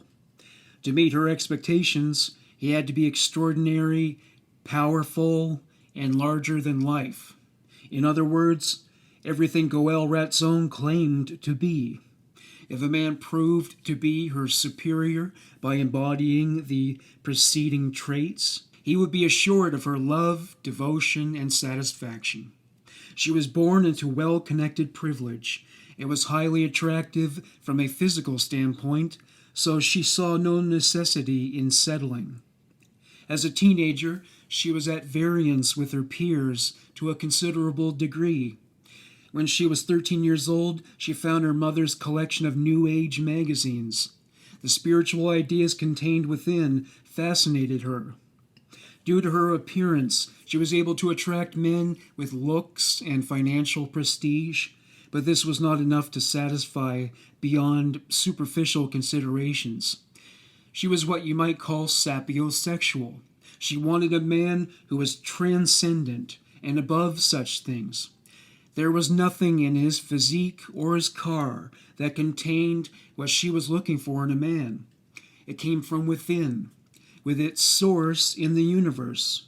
She yearned to find someone who would value not just her body, but her soul and mind. If she had sought confirmation of that, they would have said, "Yes, of course I do," and then unzipped their fly. She knew their sincerity was dubious. Summer's family hired a new domestic servant, Naomi. Yes, that Naomi. One day she was having a friendly conversation with Summer when Summer complimented her dress. Naomi told her it was her husband, Goel Ratzon, who advised her not only on spiritual matters, but also on fashion. She said, "He has enlightened me on the righteous way of living and dressing, as per Kabbalah. He is omniscient. For every query, he possesses the resolution." Summer was intrigued. His name called to mind references to notions like salvation and redemption. The men she had been dating could be counted upon to liberate her from a lonely Saturday night. The name Ratzon denoted ideas of wishing, yearning, desiring, and the will's role in it all. The more Naomi talked him up, the more fascinated and excited Summer became by the possibility of this man. It got to the point where she felt the grip of destiny pulling her in his direction. She said, "I have to meet this man. I have to meet your husband." Naomi said, "I am sorry, but you can't. He doesn't accept new clients anymore." Summer wasn't prepared to take no for an answer. She had rarely had to throughout her life. She was given just about anything she ever wanted. Amorous young men were willing to do just about anything to win her approval. She was confident and prepared to tackle just about any problem head on. As she saw it, this obstacle could not be insurmountable. Not only would she not be deterred, but she insisted on meeting him that very evening. That pile of shit was attracting a new fly, and with no effort, Naomi finally said, "Okay, I will try to arrange it." Naomi took Summer to meet with Goel, and he was in the mood to play power games. Summer may have thought she was going to control the proceedings and the narrative, but he knew how to break her down. Initially, he told Naomi not to admit Summer. Summer was frustrated, but there was nothing she could do, so she met up with some friends elsewhere. Later that evening, Naomi called Summer and told her Goel had reconsidered seeing her, but it had to be that very evening. After Naomi brought Summer to Goel's office and got her settled, she left the two alone upon Goel's request. He and Summer conversed for hours, discussing spirituality, the Kabbalah, and Summer's goal to find herself spiritually. Goel said to her, "Your soul's in distress. I could feel it from far away. That's why I made time for you tonight. God loves you and cares about you a lot. That's why he sent you to me, to heal you, to love. I'm not afraid of loving." He performed a psychic reading by analyzing her handwriting and focusing on her third eye. He told her about his encounter with the angel and his direct connection to God. At one point he said, "The evil eye cannot touch me. Whatever I determine, God fulfills because I serve as his envoy on earth." He offered her an energetic healing session. He mimed the pulling of strings of negative energy from her body, which he claimed were causing her suffering. He followed up by saying, "I've extracted 39 demons from within you." Using odd numbers makes you sound more legitimate. The number 40 would have sounded too contrived, too coincidental. He shoveled some more of this bullshit onto the pile. "I was uncertain it would work, so I refrained from telling you beforehand how dire your situation was." It is true that everything he was telling her was invisible and undetectable before he made it up, like the Wizard of Oz and Star Wars. She fell for this insanity, She felt lighter and purified somehow. A trip to the bathroom could have left her feeling the same way. Instead, he transferred his shit to her, and her mind was thereupon overflowing with it, like a porta potty at a rock festival. She was grateful for what she believed he had done to her. She said, "May I serve as your driver or aide? I wish to reciprocate your generosity and kindness." He said, "No, but you may be my friend. I will teach you everything I know about the higher realms, God, and Kabbalah. However, to study with me, you must maintain purity and distance yourself from all males, even friends, and sex, as they taint your essence." Summer readily agreed to these terms and was impatient to begin her studies with Goel and immerse herself in the cult. It couldn't have been easier for him.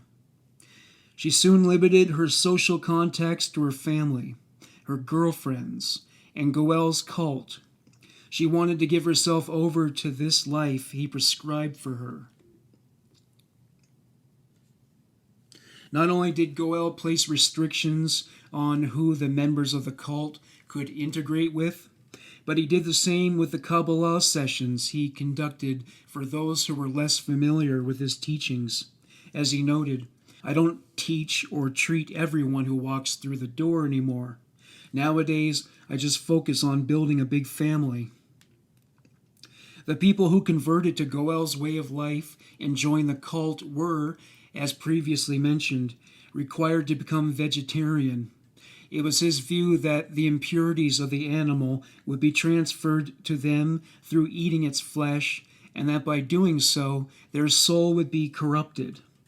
Perhaps, but animals don't form cults and teach their matriarchs how to make pipe bombs. Yeah, sure, Goel Ratzon's soul was never corrupted. So, let's filter one's actions through his logic. Sure, it's okay to rape 14-year-old girls. Just get that McChicken out of your mouth. Goel Ratzon preferred plant-based dishes, with a penchant for Indian cuisine with its intense flavors, strong spices, and frantic trips to the bathroom. He also refrained from indulging in drugs, alcohol, and tobacco, and expected his flock to avoid those substances as he did. Summer was so convinced of his abilities as a spiritual healer that she persuaded her parents to let him use their house as a clinic of sorts to treat their wealthy friends for whatever was ailing them. They lined up for it, though not everyone felt their health issues purged. Addressing this issue, Goel said, "Not everyone deserves to be healed. I pray for the sinners, but the angels refuse." Given his mindset, anyone who didn't believe every word he said and obey his every command could easily be perceived and described by him as a sinner. He continued to perform energetic healings on Summer to maintain her purity and spiritual equilibrium or some shit. Would you even know if your spiritual equilibrium was out of balance if he didn't tell you? She claimed to feel waves of warm air blow over her during these sessions. The hot air was coming from him, no doubt. He was aware that she had recently been pining for an ex-boyfriend, of whom she had some trouble letting go. Goel was interested in knowing if there was any change in the situation. She said, "No, my love is reserved only for you." Summer's mother was present at the time, and she was shocked to hear that response. Goel was certainly not the kind of man she and her husband would have preferred for their daughter. She also knew Summer was eligible for someone much better.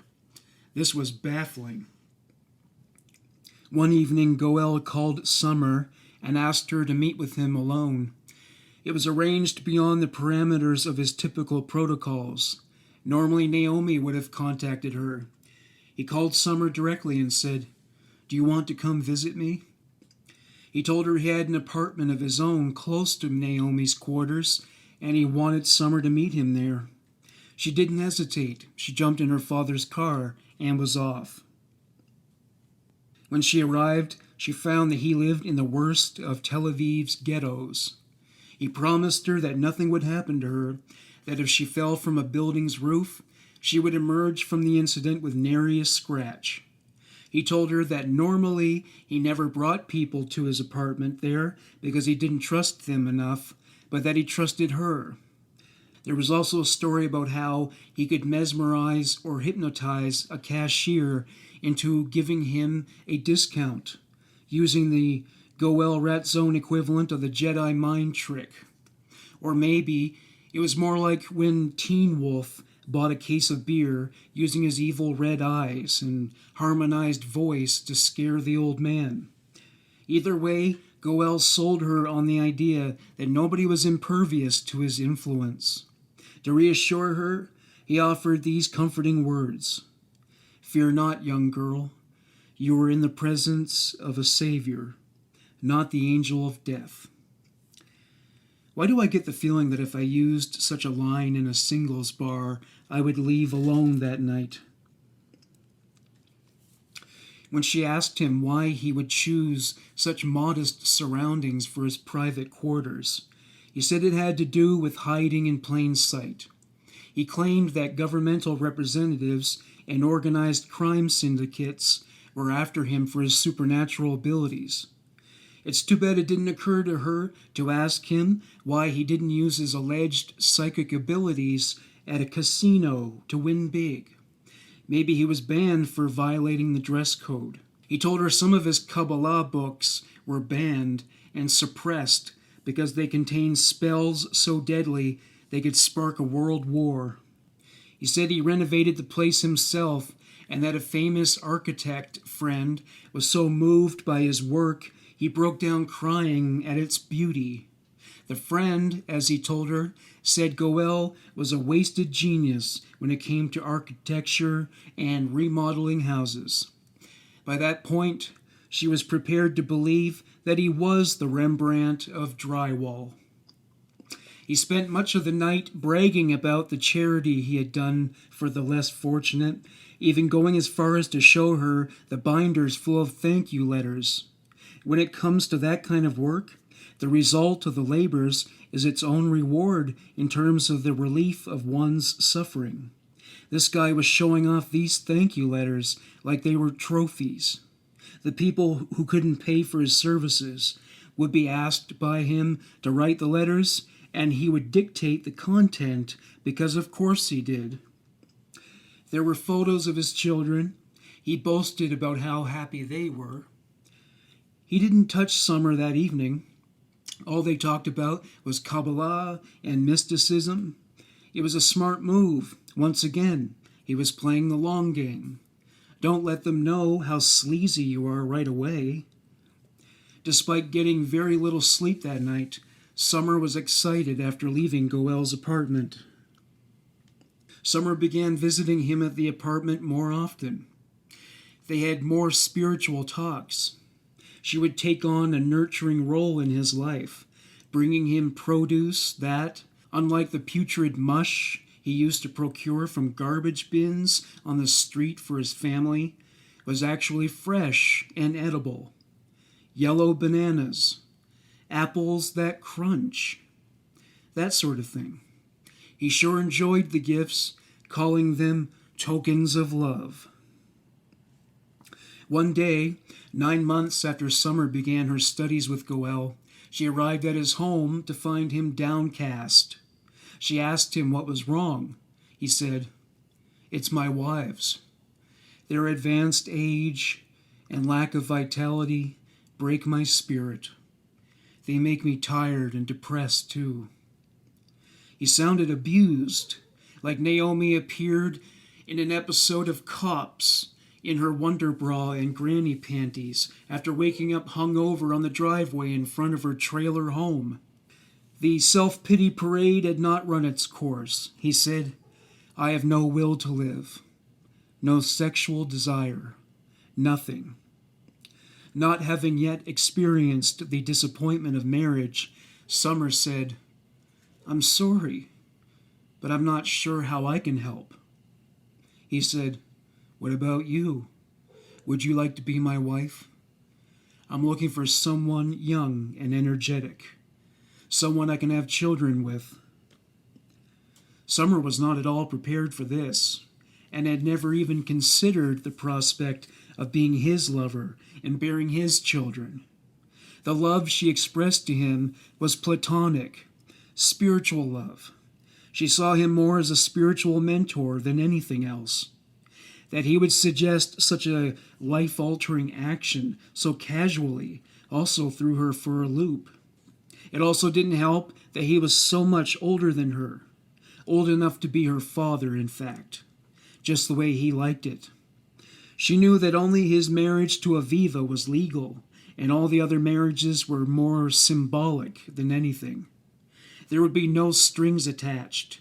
She could marry him for a lark, and they would go about their business. She did wonder what it would be like to make love to him. As far as masculine physiques go, she preferred young and fit men with smooth skin. Goel's body? Well, if he had been a racehorse, he would have been forked out of a can of dog food long ago. Naomi told her he was unlike any other man in bed, and that his penis was unique. Unique how? Did it glow in the dark? He bragged to Summer about his penis and his sexual powers. He said, "A woman who sleeps with me doesn't need sex for the whole month. Other men are pussies compared to me. My penis is the greatest medicine I can give a woman. I have something magic down there." If a woman reacted to his physique with revulsion, he would become vindictive. He would pontificate about some shit like their displeasure had its origins in evil spirits that inhabited their bodies and minds. He felt his body was supposed to be irrelevant. Lovemaking with him was supposed to be a two-person festival of passion and worship. He demanded hours of oral sex. Soon, Summer was pregnant. Meanwhile, Naomi was demoted further and further down in the hierarchy of sister wives. Summer was his current favorite, the youngest, the fairest, the most devoted. It was hard for Naomi to accept, but she was willing to accept anything for Goel. Not gladly, however. She discovered that he was having affairs and attempted suicide. The only thing that bothered him about it was that she did it on his property. He would say something to the effect of, "She is trying to destroy me by seeking attention." She confronted Summer one day, cognizant as she was, that she didn't stand a chance once he had gotten his hooks into her. Summer was deeply upset by it. Goel promised to resolve the situation. Goel naturally had an entirely different view on women compared to himself. His doctrine had it that nothing would suffice but absolute freedom for himself, while women must deal with restrictions. As he saw it, he was so enlightened that every whim was a divine directive and must be accommodated without delay. His view on women, on the other hand, was that they were inherently defective and fragile, damaged and easily broken, the vagina a wound that never heals. He ruled over them like a father. Once, when he saw Naomi reclining on the grass, sunbathing, he called her a whore. She wasn't tanning in the nude. He punished her by giving her old, withering flowers and rotting fruit peels as presents. He would be offended if she reacted with displeasure. To further drive home that point, he would say, "Everything I touch becomes sacred." Naturally, he failed to include a footnote about how the flowers and fruit peels did not find resurrection in his sacred hands. He viewed a woman's demands and complaints as being diabolical in origin. You see, if she truly loved him, she would accept appreciate, and value every gift, gesture, and word issued by him. He didn't even like the idea of women smiling. As he put it, a smiling woman is a stupid woman. Laughing is a sign of mental illness. When Summer announced to her mother that she was pregnant with Goel's child, her mother went ballistic. She said, "I beg you not to have a child with this man. There's still a chance for an abortion." Summer threatened to sever her ties to her family if her mother didn't at least keep her views about the pregnancy to herself. She was informed that Summer would have many children with Goel, and that she would only have access to her grandchildren if she kept her disapproval to herself. Her father, on the other hand, was not prepared to bite his tongue, and he was very outspoken in his view that Ratzon was low-hanging fruit as far as eligible male suitors went. Goel encouraged Summer to file a restraining order against him with allegations of domestic violence. He said he sensed that her sister was attracted to him, but was not courageous enough to act on her attraction to a man of his stature. One day, Summer went to a doctor for a checkup to check on the status of the pregnancy. The doctor informed her that her baby may have had Down syndrome. Summer was annoyed. Goel did not accept the doctor's view of the situation, assuming that the government must have had something to do with this diagnosis, that they wanted to experiment with Summer's body. Goel's lack of medical training didn't stop him from weighing in, declaring that the baby was in perfect health. Summer didn't realize it at the time, but Goel's daughter was pregnant with his child. This relationship was kept secret from most members of the cult.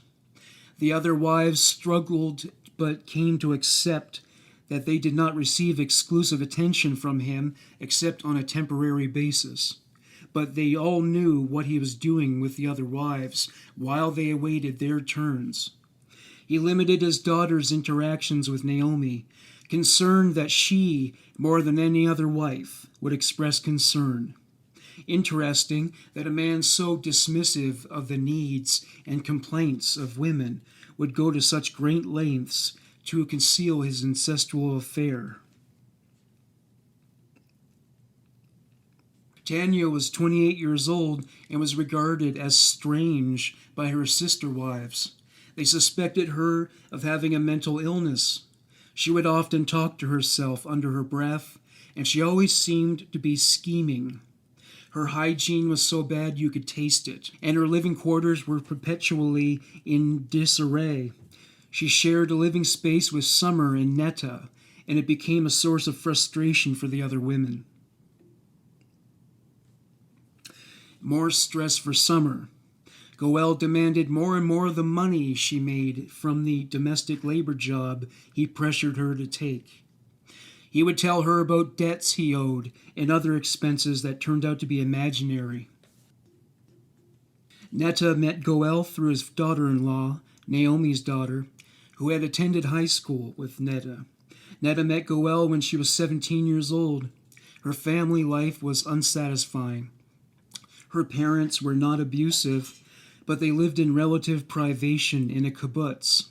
Also, her parents were Holocaust survivors, and the traumas of that experience damaged them so profoundly they were unable to express their emotions. As a result, they were unable to nurture Netta emotionally in a customary way, and Netta would suffer feelings of unfulfillment in this regard. Goel's daughter-in-law told students at Netta's school about Ratzon and his psychic abilities, and Netta was as intrigued as everybody else. Many of her alumni had ventured to see him in Tel Aviv. Her friend Laura helped her as she sought out his answers to her many questions. Laura also told her about his polygamous marital situation and the fact that he had over 10 children. She said, "He's an exceptional family man, embodying love and protection for his clan." The idea of immersing herself in such an environment was exciting and intoxicating for Netta. She grew up in a quiet household where her parents were haunted by their past as they drifted through the present. One caveat Laura cut into the preamble was that Goel was an adversary of the Israeli government. They were out to get him, and so anyone wishing to be admitted to his inner circle could do so by invitation only. He attended their high school graduation ceremony. Unlike the rest of the men in the audience who wore suits and other formal wear, he was dressed, well, like Jesus. He was impossible to miss, and Netta knew it was him when she saw him. She was impatient to speak with him. She decided to write him a letter. It was a confessional, exposing details about her home life, her academic performance, her difficult love life, and other troubles. Netta didn't hear from Goel for several weeks and began to lose hope. Then one day she received a phone call from an acquaintance. The girl claimed to have had her psyche restored by Goel after years of poor self-esteem. She notified Netta that he would see her, and she picked her up in her car. After she attended one of his Kabbalah lectures, he asked her to linger afterwards, and they had a long talk. He gave her his private phone number, and beginning with the maiden call, they would have many intense and lengthy discussions.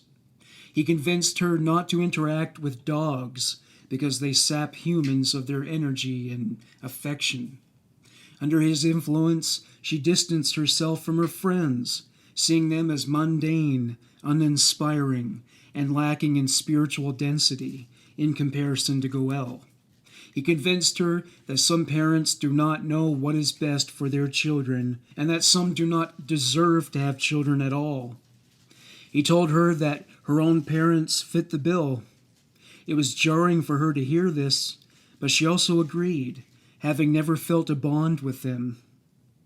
One day, he took her to his apartment and showed her pictures of his family.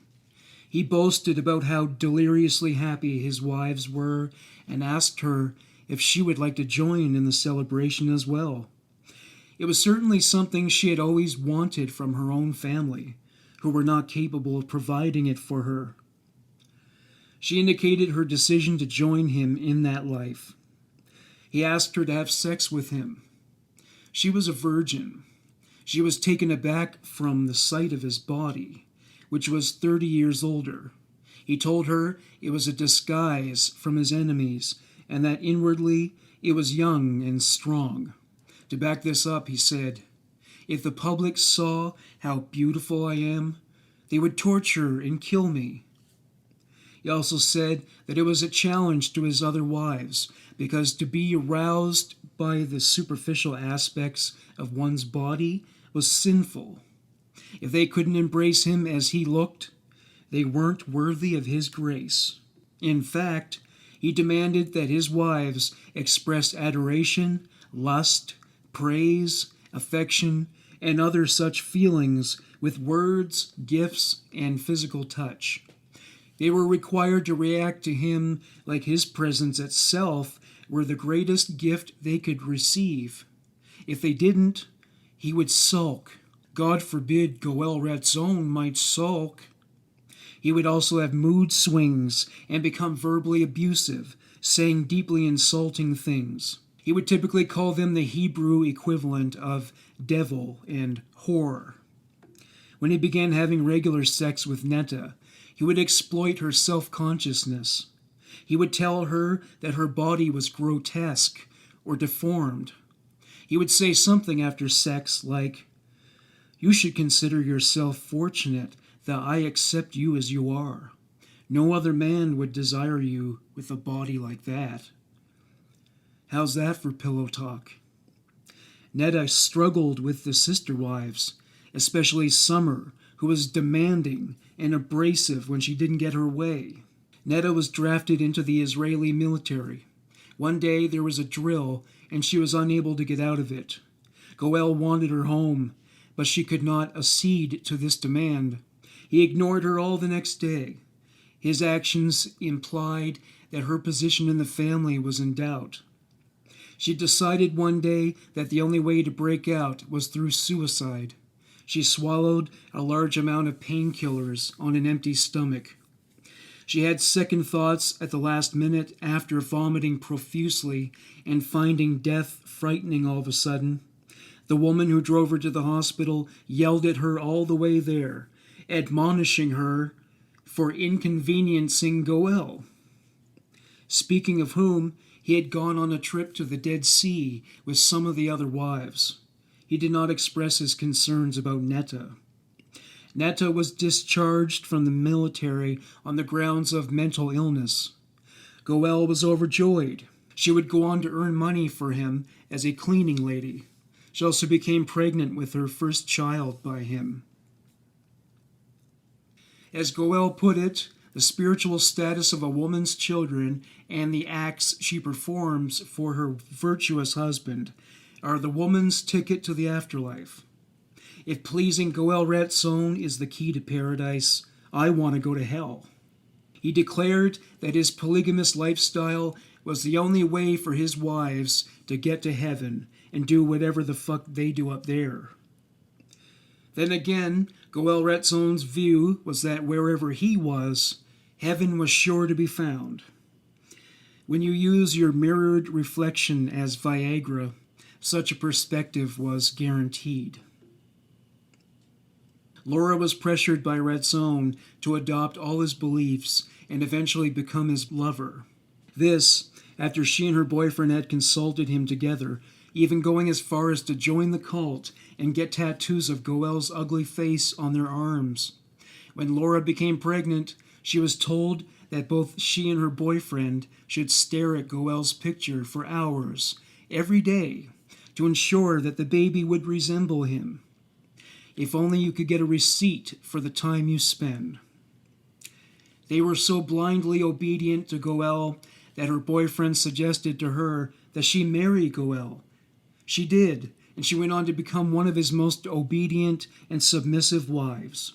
She wasted 5 eggs on his children.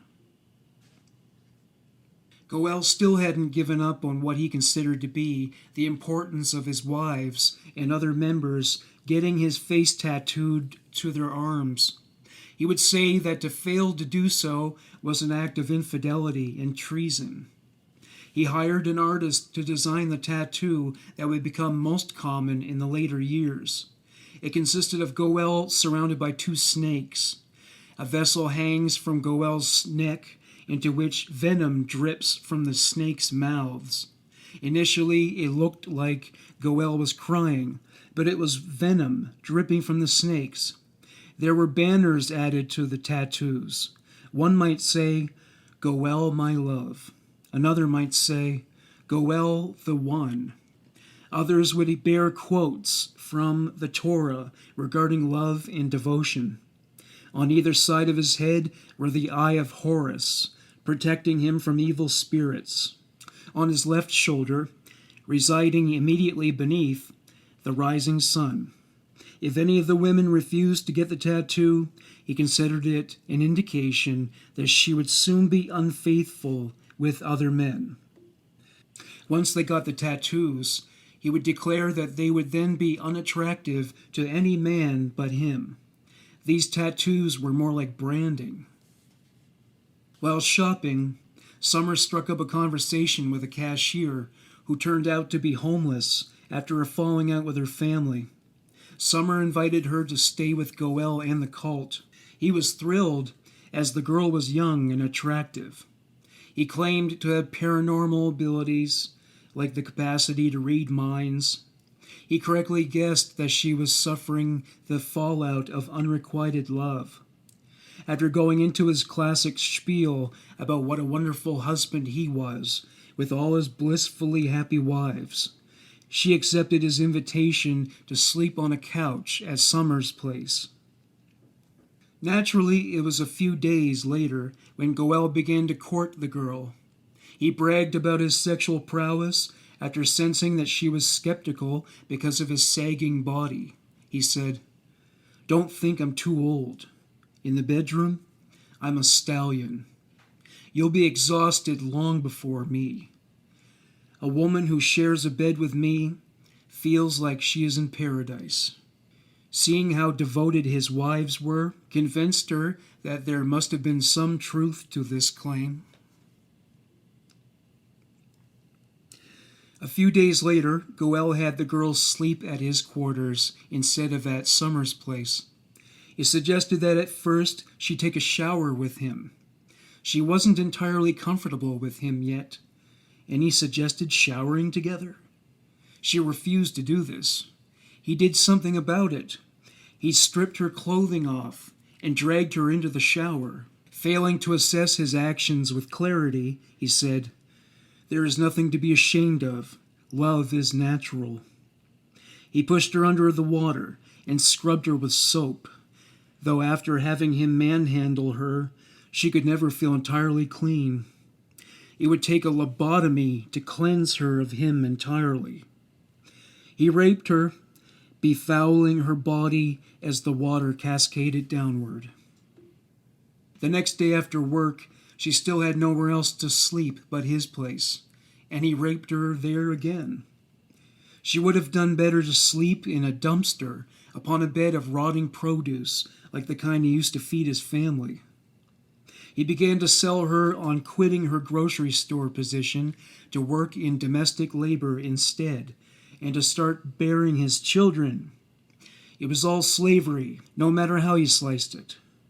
He told her that he had the power to place curses and send demons after people who betrayed him. She wasn't convinced, and after common sense prevailed, she stopped seeing him. Years later, she would testify as a witness at his trial. A girl named Cindy, alias, was rescued from Ratzon by her family. Cindy met Chandra during a trying time in her life when she was grieving the loss of her mother. She was a minor at the time. Dealing with her mother's death, along with the trials and tribulations of adolescence, left her bereft and in need of someone who could help her find a way to make sense of everything and provide a solace where she could find peace. Initially, she spoke with Goel over the phone. Eventually, he gave her permission to visit him in person. At some point, Cindy went missing. Her father hired a private investigator to find her. He tracked her down at one of Goel's apartments. The PI was aware of Goel's polygamy and lecherous nature, and he convinced the police to remove the girl from Goel's home by force. She had to be physically confined by her family and forbidden access to a telephone for an entire month while the deprogramming process commenced. Goel saw this event merely as a setback. As he put it, "I'm not concerned. Once she's 18, she will return for love." Fortunately for her sake, Cindy never went back and returned to the realm of sanity. The next woman to become ensnared in Goel's web was Hope. She came from a middle-class background, raised mostly by her grandparents. What led her to Goel was a series of tragedies. The first was the sudden death of her grandfather. The next was a medical emergency that resulted in her acquiring an irreversible and conspicuous cosmetic defect. Children are such hateful pieces of shit. Her classmates bullied her mercilessly and relentlessly. Her parents were aware of the bullying and did all they could to offset her sadness with new privileges and activities she could indulge in, many of which her peers could only dream about. Still, the bullying continued into middle school, and her self-esteem did not survive intact. She considered dropping out of school and getting a GED. She had few friends, but one of them was Naomi's daughter. She suggested to Hope that she see her father-in-law, who was purported to have healing powers. Hope had already been to spiritual healers, like rabbis. Naomi's daughter said she would show Goel a picture of Hope, and he would determine if he could heal her. Hope decided there was nothing to lose, and consented to have her photograph assessed by Ratzon.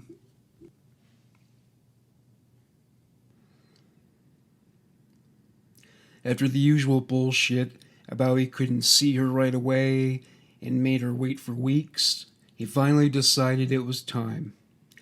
Her parents picked him up in Tel Aviv and brought him to their house. He brought Naomi with him. This made Hope's parents feel more comfortable. Naomi spent much of the pre-healing time showering Goel with praise. He retreated upstairs with Hope so they could be alone. Goel put on his thick glasses and scrutinized Hope's body carefully from top to bottom. It made her skin crawl. He pressed his fingers against her forehead, which made her drowsy, a hypnotist's trick. He said, "Why have you summoned me, young lady? Request one thing, and it shall be granted, but only one." He silenced her before she could speak, because he knew she wanted to be cured of her deformity, and there was no way he could do that. He said, "Allow me to guide your thoughts. I'll help you find clarity amidst the chaos." He touched her forehead again, and she became even more relaxed. She suddenly felt shallow and foolish, asking for something cosmetic in the company of this shamanic figure.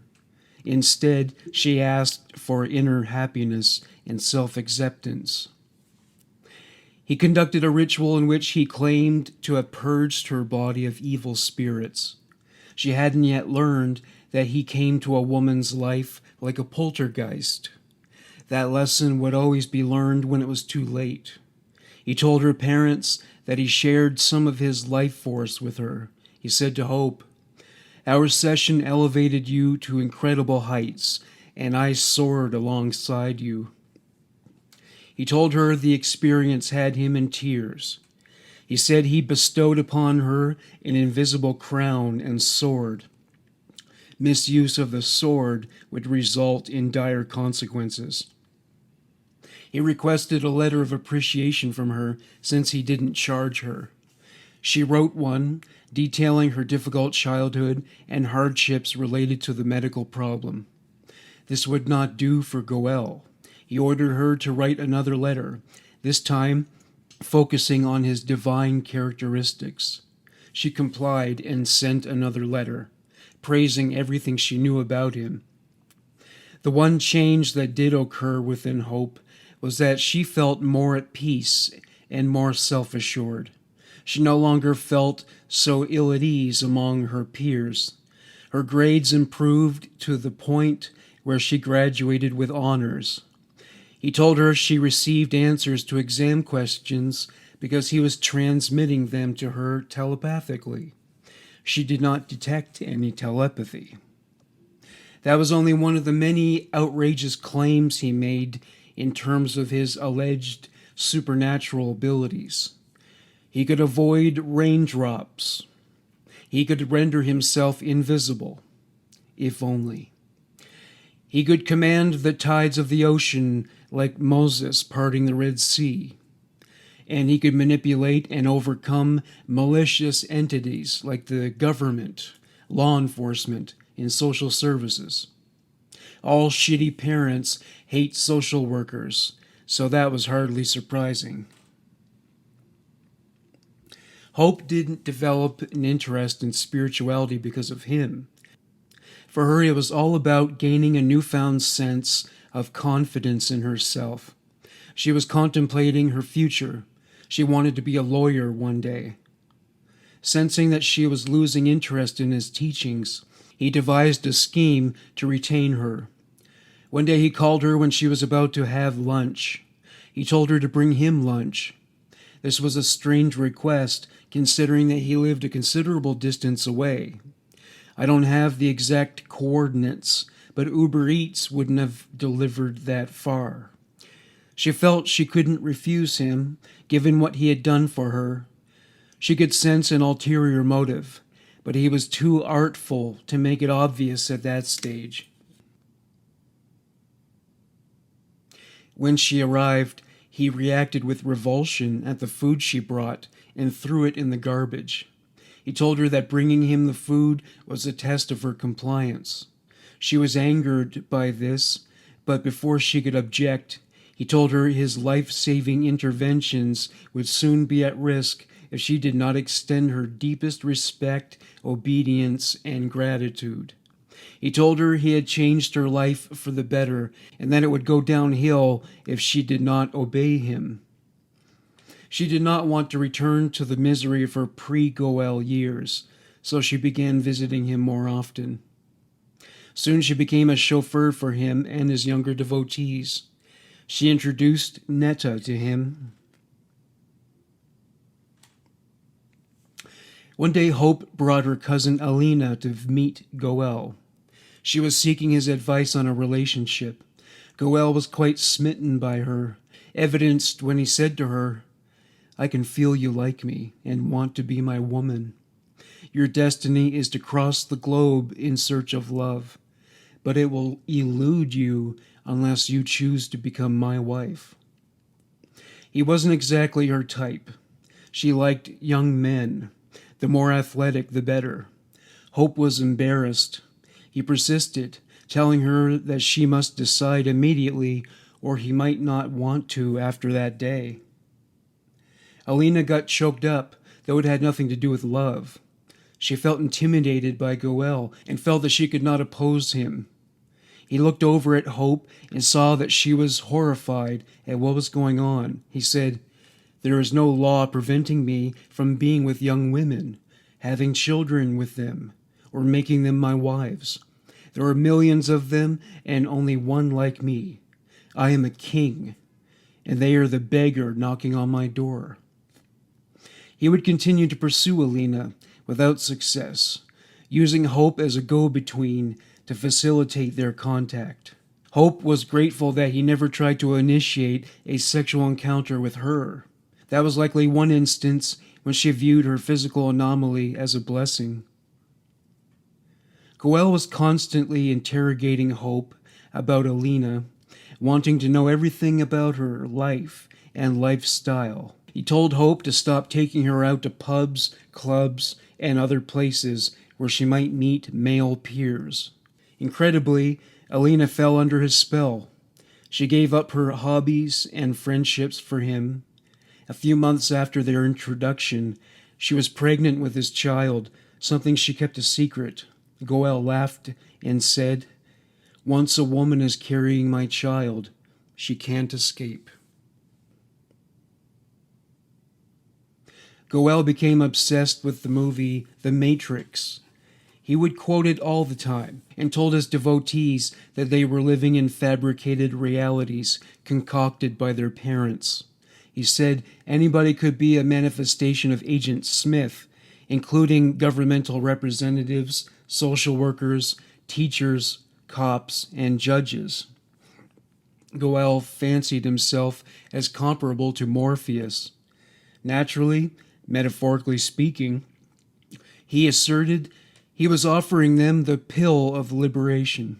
He told Hope her parents were covertly abusive to her and that she just couldn't see it. The truth was, they were very loving and never overly strict, giving her considerable freedom. Sadly, he succeeded in undermining her relationships with both of her parents. Naomi had become disillusioned with Goel and his cult. She tried to dissuade Hope from participating any further by telling her that what she believed had come from him emotionally was dormant in her all along. She urged her to read books about cults and spirituality. Unfortunately, Goel had such a strong hold over Hope's mind that she just assumed Naomi was bitter because she had been displaced from the uppermost echelons of the hierarchy of his wives. At Goel's urging, Hope destroyed her relationships with her parents. She also began to indoctrinate her 16-year-old sister, Leah, so that she, too, would acquire Goel's beliefs. Leah had been exchanging letters with Goel since she was 13, so it was the culmination of a long process. She turned to him as she suffered the slings and arrows of teenage life, and he offered her the consolation she yearned for. Eventually, he succeeded in turning her against her parents and convincing her that the best outcome for her life was to serve him and bear his progeny. He was more discreet about his relations with Leah, since she was still underage and many people outside the compound knew about his polygamous lifestyle. Eventually, Alina and Leah would move into Hope's condo. Hope had at one time dreamed of obtaining a post-secondary education, but was now working as a cleaning lady. Goel started having sex with Leah when she was 16, a development Alina wasn't exactly thrilled about, but she kept her mouth shut. Leah rebelled against her parents as she became more and more submissive and acquiescent toward Goel.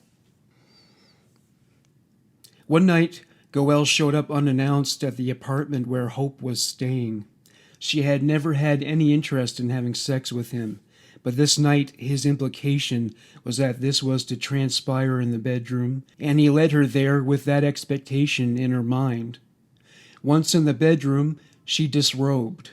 It turned out he only wanted oral sex. He pushed her head down toward his crotch. She said, "No, I can't. I've never done it before." He screamed at her, "You must do it, stupid. Otherwise it won't work." He wrapped his legs around her neck and forced her into compliance. She complied. At one point he said, "Are you enjoying yourself?" Hope was fighting back tears. She had never encountered such cruelty. This was rape. The next day after he left, she lay in bed, numb and in a daze. Her mind was unable to process what had happened the night before. She would feel disgusted, but eventually she felt guilty about it because she was so convinced of his moral superiority and integrity. That and the other wives were so convinced he was such a wonderful husband that it was entirely possible to make her feel as if she had imagined or misinterpreted what happened. Sivan was a single mother about to give birth to her first child. The father was not at all present or helpful, but Goel took an interest in her and provided his support. He had all the members of the cult provide support to her as she was integrated into the group. Following their marriage, they took a Turkish cruise, an occasion she remembered quite fondly. However, Goel's post-marital behavior revealed his dark side. He pressured her to give her daughter up for adoption or to the father's family. He challenged her regarding her affections. Was she more loyal to him or her daughter? She said, "I love both of you." Goel had nothing positive to say about her daughter, saying she lacked the special attributes that one could find in his own offspring. Sivan was opposed to the idea of giving up her daughter, and this infuriated Goel. He punished her by assigning domestic chores, withholding affection, and refusing to procreate with her. Her contact with her biological family was also curtailed. Goel's daughters infamously became his wives. Very little is known about them. Even though they were nothing but victims, there is something about incest that taints the reputation of all involved. It's a deeply humiliating experience that can result in a great deal of stigma and shame. Protecting the identities of incest victims is paramount. All Ratzon's daughters became his wives and, collectively, bore him 6 children. His daughters would never put his name on the birth certificates. Not only did this enable Goel to avoid being prosecuted for raping his own daughters, but it qualified his daughters as single mothers for state benefits, which went straight to Ratzon's pockets. All of the inbred children suffered from medical problems and developmental delays. Their mothers would claim that they were conceived through casual encounters or extramarital affairs. The children that they had were often neglected, left in their cribs for hours on end without care. When his incest baby started talking at a later age than is typical, he changed his name to Father Goel Ratzon, because his children/grandchildren could call him that without calling suspicion to the paternity. Maury Povich would be rolling in his grave if he were dead. Elated, Goel announced, "Everybody can call me Father now." Goel's neighbors noticed something was unusual about his relationships with his daughters, like when he would hold hands as they walked down the street and made out with them at bus stops. One neighbor said she saw him kissing and groping a sister, wife, and his daughter simultaneously. When Goel's friends asked him why his daughters never moved out and started their own independent adult lives, he said, "My daughters would be fortunate to be with a man like me, but what can I do? I am their father. All other men out there are worthless and untrustworthy. You can't depend on them. Therefore, they've chosen to live with me and raise children alone." His daughters would be the only children listed in his will to inherit anything. They would have inherited a lot, considering that his every whim was indulged when it came to material shit. He owned computers and other electronics he had no intention of using. He would say it would be inherited by his children and wives, but, as previously mentioned, that was a lie. Oh, and I hope you're not eating right now. A new policy was put in place, one that required that all members of the cult kiss his feet. Even Chandra, who was arthritic, would struggle her way down to the ground to kiss his nasty hoof. Even the little children had to degrade themselves before him in that manner. That alone is abuse.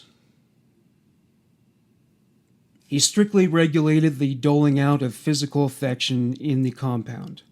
Once when Summer received a massage from a sister wife because her back was sore after multiple pregnancies, she reciprocated, and Goel became enraged when he saw it, accusing them of engaging in lesbianism.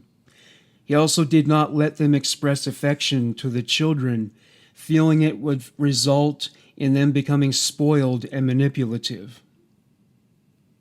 Goel Ratzon's birthday parties were quite grandiose by design.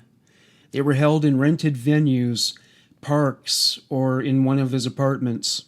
It would be catered with vegetarian food. Everybody would wear costumes sewn by the sister wives. Goel would spend the entire party perched on a throne. Some years he would be carried by a few of the women on a gold palanquin. The children would sing a serenade to him and perform dances to the tune of his favorite Indian music. The wives would take to the performance area and recite poems they wrote in tribute to him. In verse, they would extol his virtues, most notably his masculinity and connection to the divine. They would pledge their eternal love and devotion to him. Years before Instagram, this bastard created a database of all his images and ruminations. All text messages and other documents containing his thoughts were compiled into a computer file. He amassed a large collection of paintings and photos of himself. In these images, he wore costumes and struck varied poses. Chandra would use Photoshop to superimpose his stupid face over things like the parting of the Red Sea and other events from religion, history, and fiction. At one birthday, he announced, "One day I'm going to remove my old man suit and become young and beautiful again." The birthdays of the wives and children, on the other hand, were seldom acknowledged. From 2000 to 2001, troubles began to emerge for Goel Ratzon. Parents were pulling out all the stops to investigate and hopefully prosecute him. though they were unsuccessful. He moved everybody to a house so, with the exception of the older wives, he would have everybody under one roof. Oh, and I mentioned Viagra earlier. Whether or not he could arouse himself by admiring his reflection in the mirror, at this point nothing worked. Not even the box of Viagra he ordered from India. He blamed the women for his erectile dysfunction. He scolded them, saying, "It's all your fault. Your erratic moods, menstrual cycles, complaints, and infidelity have led to my libido decline. If only I had one normal woman out of 21 who truly cared about me." The real problem wasn't their behavior, but his own health. He had become diabetic, and his escalated blood sugar levels resulted in impotence. He was only diagnosed when he saw a doctor about an eye infection. He assigned blame for the diabetes on the betrayals he experienced. He never considered that being overweight and the insufficient protein of his vegetarian diet might have had something to do with it. He likened himself to Jesus, trying to save humanity, but being persecuted anyway. Whatever. He found a way to father more children by using a pipette. The less Ratzon penis to victim contact, the better. One day he helped Naomi's daughter by performing oral sex on her. This was one occasion when the rest of the cult objected to his sexual behavior. His response? "I am the prophet of love and allowed to give love to any woman. If you were righteous, you would encourage me and help other women find happiness too." They eventually put the incident behind them. It was well established that Goel would do whatever he wanted. Goel was frightened of losing his penis to diabetes, a curse to him but a blessing to the state of Israel. He became more irritable and testier. Now he was even more insufferable to his cult. He sure wasn't very affectionate. One of his wives complained about the lack of affection. He placed a penalty on her, which involved transcribing 40 pages of his notes every day. He shouted at this woman, "How dare you complain about me? I chose how much affection you deserve, not you. Show respect. My lack of demonstrative affection doesn't mean an absence of love. Your incessant need for attention is your flaw. You're selfish. Your love is conditional, expecting reciprocity." Goel's limp dick became a real hardship for him, one about which he was deeply insecure. To compensate, he would gather the wives around and entertain them with tales of his sexual conquests. If he was telling the truth, and he likely wasn't, his stories about bedding over 500 virgins and defiling thousands of women were told to buttress his image as the Wilt Chamberlain of cult leaders.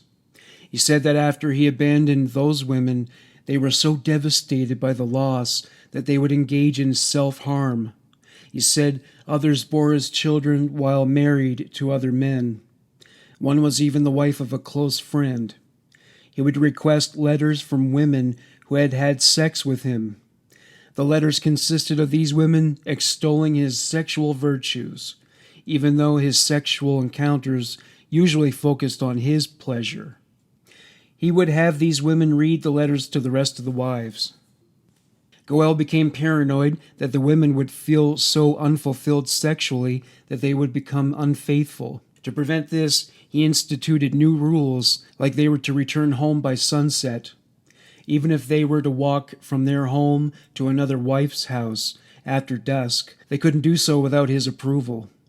They were forbidden to use cosmetics and perfume because he felt the use of such products would be done to attract other men. Any pleasure they partook in was deemed sinful and self-indulgent, but he was free to live a sybaritic life, just no sex. As if he hadn't been insufferable and domineering enough, He went vegan and forced everybody else on the compound to adopt the lifestyle as well. This diet, while having some benefit for Goel because of his diabetes, was problematic for the others, especially the pregnant women and the children. Their diets were not nutritious enough, and getting enough protein was always challenging. A Goel-free lifestyle would have been most ideal for them. Someone should have forced a Dairy Queen blizzard down that bastard's throat every day until he was dead, but they were not nearly so fortunate. The children received small rations of food and were frequently undernourished. They gazed covetously, in the biblical sense, at the huge close encounters of the third kind like mountains of food on Goel's plate, like he gawked inappropriately at the figures of underage girls. He would tell the children, "Don't disturb me, sweetheart. Daddy is eating." When these kids were asked what they wanted for their birthdays, they would say something like, "A whole apple." They would say something like that because they never ate fruit in its entirety, and they never got birthday presents or of any kind. Certainly no cake.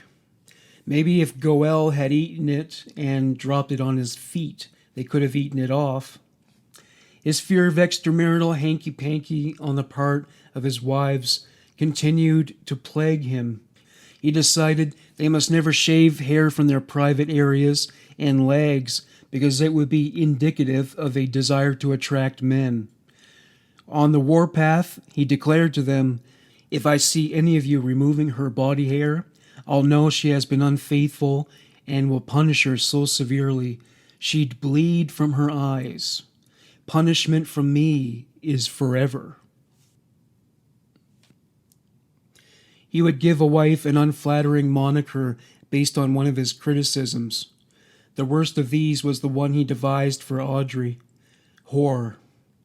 He called her whore because she shaved her legs and supposedly had a wandering eye.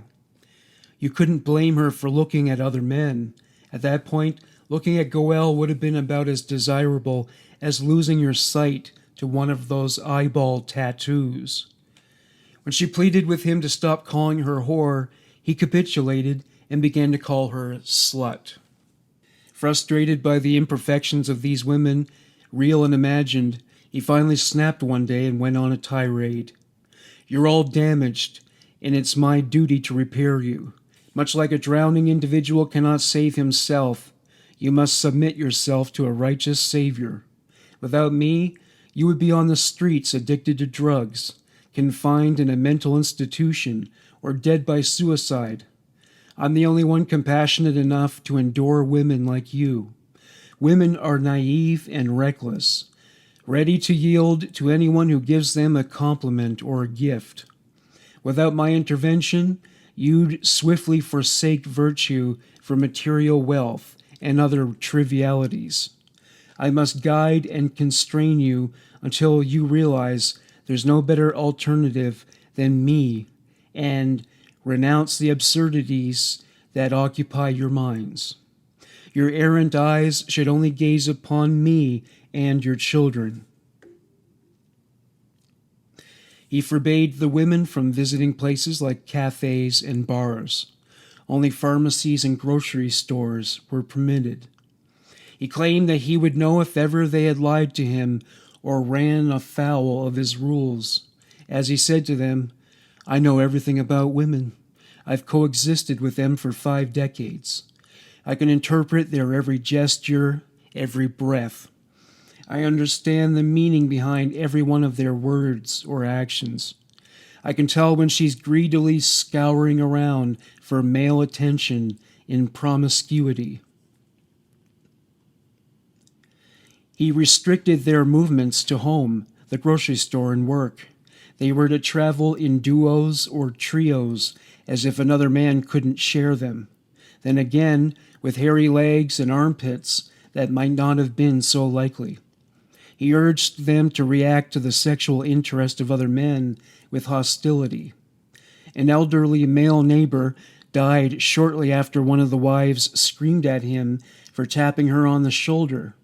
even though he was not seeking sexual favors at his advanced age. Oh, and he placed a moratorium on casual conversation and laughter among the women. As he pointed out, a talkative woman unveils her folly to the world. Laughter was, as he put it, a sign of insanity. That's laughable. What wasn't laughable was the occasional physical abuse he inflicted on them. He would push, shake, or punch them in the abdomen. However, most of the time he went for emotional and spiritual distress. He knew how to hurt them where it mattered. 2006. Goel Ratzon's health was in freefall. The impotence was the least of his medical concerns. He hadn't been treating his diabetes, and his blood sugar levels were so high they could have earned him a blurb in an endocrinology textbook. He lost all his teeth, and due to complications of diabetes, he was unable to have implants installed. The wives were relieved to hear this because they would have been required to foot the bill. Back then in Canada, one dental implant cost $4,000, and the cost was likely similar in Israel. His paranoia got worse. He had security cameras installed. He demanded every password, every record of every text message or email. The women earned all the money and had no use for him sexually. No wonder he was so insecure. He could have dropped dead, and they would have been clearly better off without him. Naomi was on to Goel. All the indoctrination was unraveling, and she could tell there was something very wrong about his relationships with 3 of his daughters. Naomi's 8-year-old daughter was afraid of Goel. She would cling to her whenever they paid him a visit. He would try to get the girl to visit his room by placing gifts in there and urging her to go in and look for them. Even this did not convince her to retire to her father's quarters with him. There were many other children in the cult who were repulsed by him and avoided him at all costs. Goel's take on this was that the children were prideful, or that they were frightened to engage with the mystical light emanating from his eyes. He would wear sunglasses while playing with his kids to protect them from the light. Among all his bogus claims, he was now purporting to be Cyclops of the X-Men. The family book was required reading for all the sister wives, a 37-page document, 19 of whose pages were dedicated to rules and regulations the women were required to follow, else they would pay a fine. Goel Ratzon is identified as anonymous. One quote from the family book. Rule 132. Women are required to shower during the daytime, utilizing solar-powered hot water to avoid the electrical consumption required for heating water in the evenings. Violation fined $100. Rule 140. Every residential unit, be it a condo or a floor of the villa, must formulate and agree upon a cleaning and housekeeping arrangement to be sanctioned by all occupants and the anonymous. Non-compliance fine, $150. Rule 130. Discarding clothes or diapers on the bathroom floor is prohibited. Violation fine, $10. Rule 145. The last woman to go to bed is responsible for cleaning all the dishes. If Anonymous discovers any unwashed or improperly washed dish, every dish must be re-washed, and each woman in the household will incur a fine of $15. The punishments for having sex with other men: uterine hemorrhages, other bodily ailments, abuse of the children, ear damage, and death. A rule pertaining to social interaction. Rule 23. A woman is prohibited from trying to discern the whereabouts of the anonymous by inquiring amongst other women. Violation fine, $300. Rule 45. A woman is forbidden from entering a store or market to make any purchases unless granted permission by the anonymous through a phone call. Texts are not acceptable. This holds even if women are in pairs or accompanied by a child. Violation fine, $120. He even had a rule for food and drink. Rule 64. Women must prepare lunch and beverages for work. No external food or drinks are allowed. Violation fine, $120. Other random strictures. Rule 54. All forms of gossip, whether telephonic or in person, are banned. Violation fine, $120. Rule 56. No outdoor excursions are permitted without prior approval, the only exception being emergency room visits. Violation fine, $170. Rule 57. A woman must always carry a spare battery or a charger for her cell phone and must have the phone on her person at all times. Violation fine, $200. Sunglasses were forbidden because he felt the wives could use them as a means to direct their attention to other men covertly. Nobody was allowed to visit his private quarters unannounced, especially not when his daughters were with him in there. His fear of being seen in compromising positions with his daughters was parallel with his fear of the other wives' potential infidelity. He prepared an explanation for why he was spending so much time with his daughters in private. He would say something like, "My daughters are unfortunate. They can't find a man who loves them as much as I love my wives." Goel seldom interacted with his other children. He held aloof to them and usually forgot their names. He certainly didn't contribute to or participate in their care. Everything fell to the women. He considered his children, including the ones conceived through incest with their recessive genes, to be the most unique, gifted, and intelligent people in existence after him. Now that he couldn't perform sexually, women served no purpose to him but to make money, perform domestic labor, and take care of the children. The children were not allowed to cry, express joy, or play. He wanted them to be warriors, not feel and/or express compassion. The atmosphere in the cult was fraught at this point. Overcrowding led to many tensions. Covering the financial expenses of such a large family was difficult. Amid Goel's demands to have his every material whim accommodated, realizing that legal prosecution was likely on the horizon, with wives like Naomi beginning to defy him and distance themselves from him, he began to devise a plan to defend against such legal motions. One such tactic was to have the more contented wives write letters copiously about what a wonderful husband he was and how happy they were. He had them write affidavits about how all the money and gifts they gave him were given voluntarily. Meanwhile, journalists began sniffing around again. Neighbors commented in interviews that they were uneasy with Ratzon's cult because so many underage girls had fallen prey to him. They referred to him as the Pied Piper. Community leaders distributed printed materials condemning Ratzon. He was depicted in these documents as a sorcerer and hypnotist who seduced and controlled young girls and infiltrated the uppermost echelons of the government with his so-called dark voodoo. Ratzon's response was to dispatch his cult to the streets to distribute some flyers that claimed he had over 100 wives and children. It encouraged his neighbors to attack his cult and burn their house down. He felt this symbology would remind them of the Holocaust. His logic was that it would portray the original activists as violent and crazy. More articles were printed in Israeli periodicals.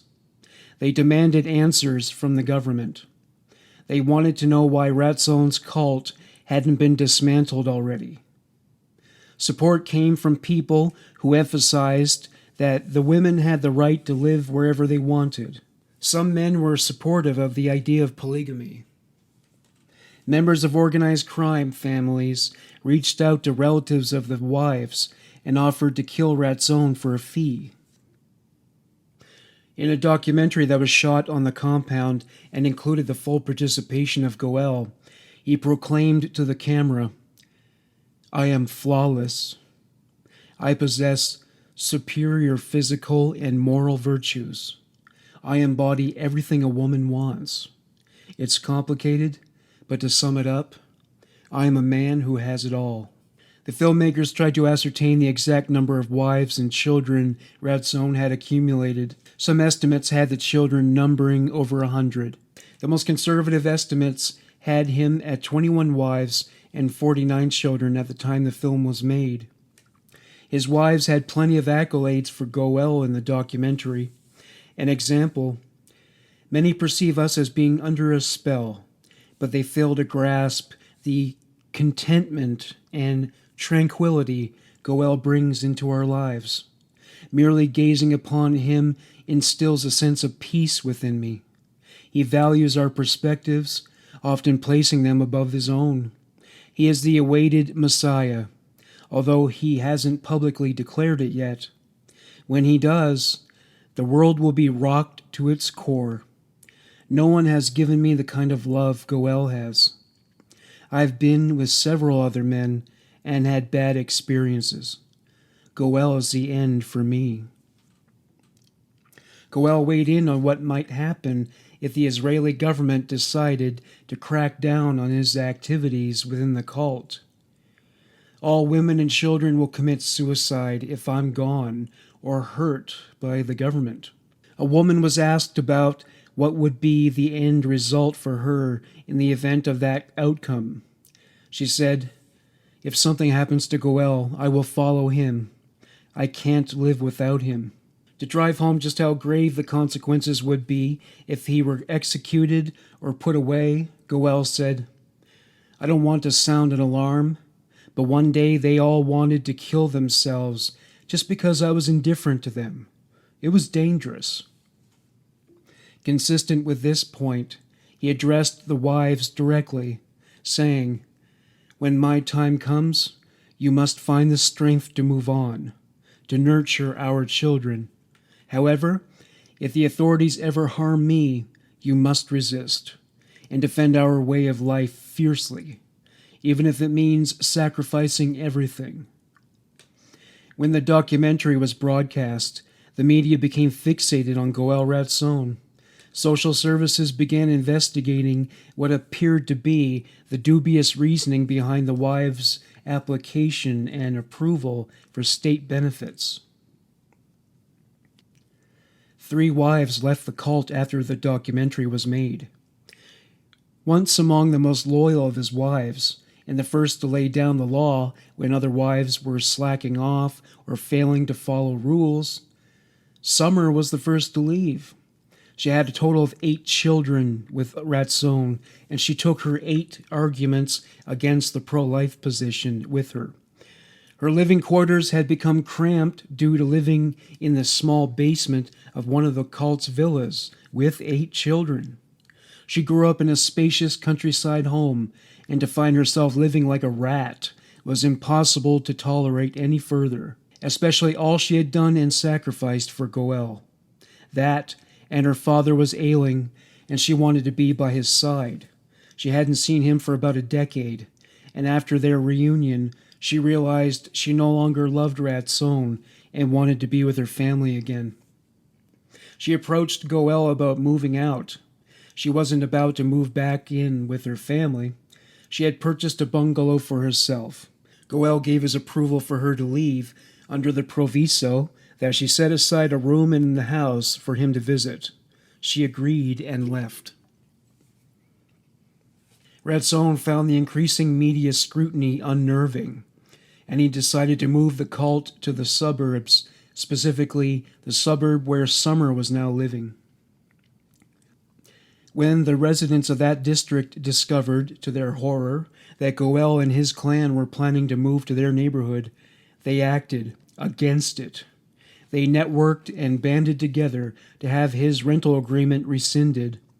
The landlord did not want to sully the reputation of his property by leasing it to such a lowlife.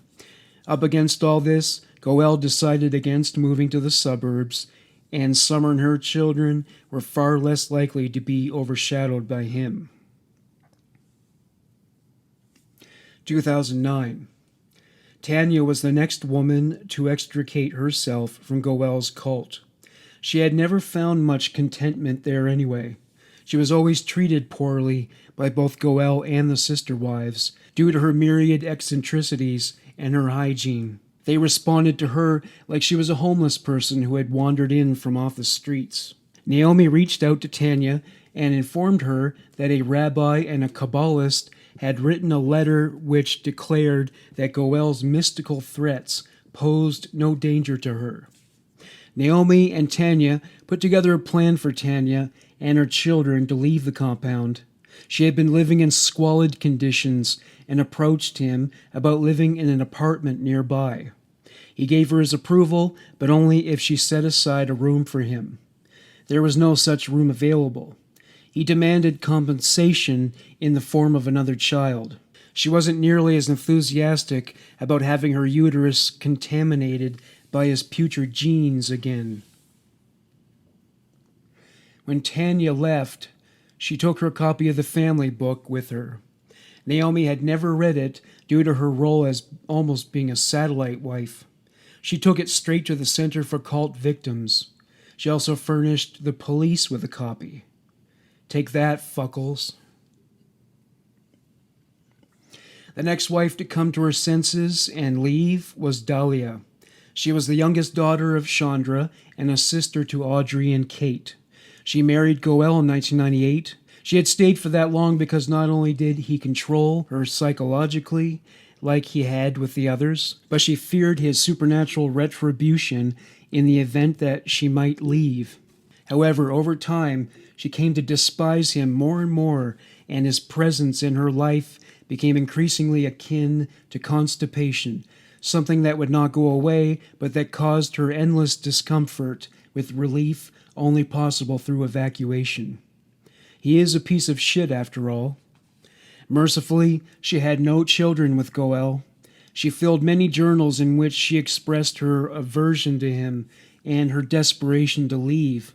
Every sexual encounter they shared was an ordeal for her. He was a sexually transmitted disease.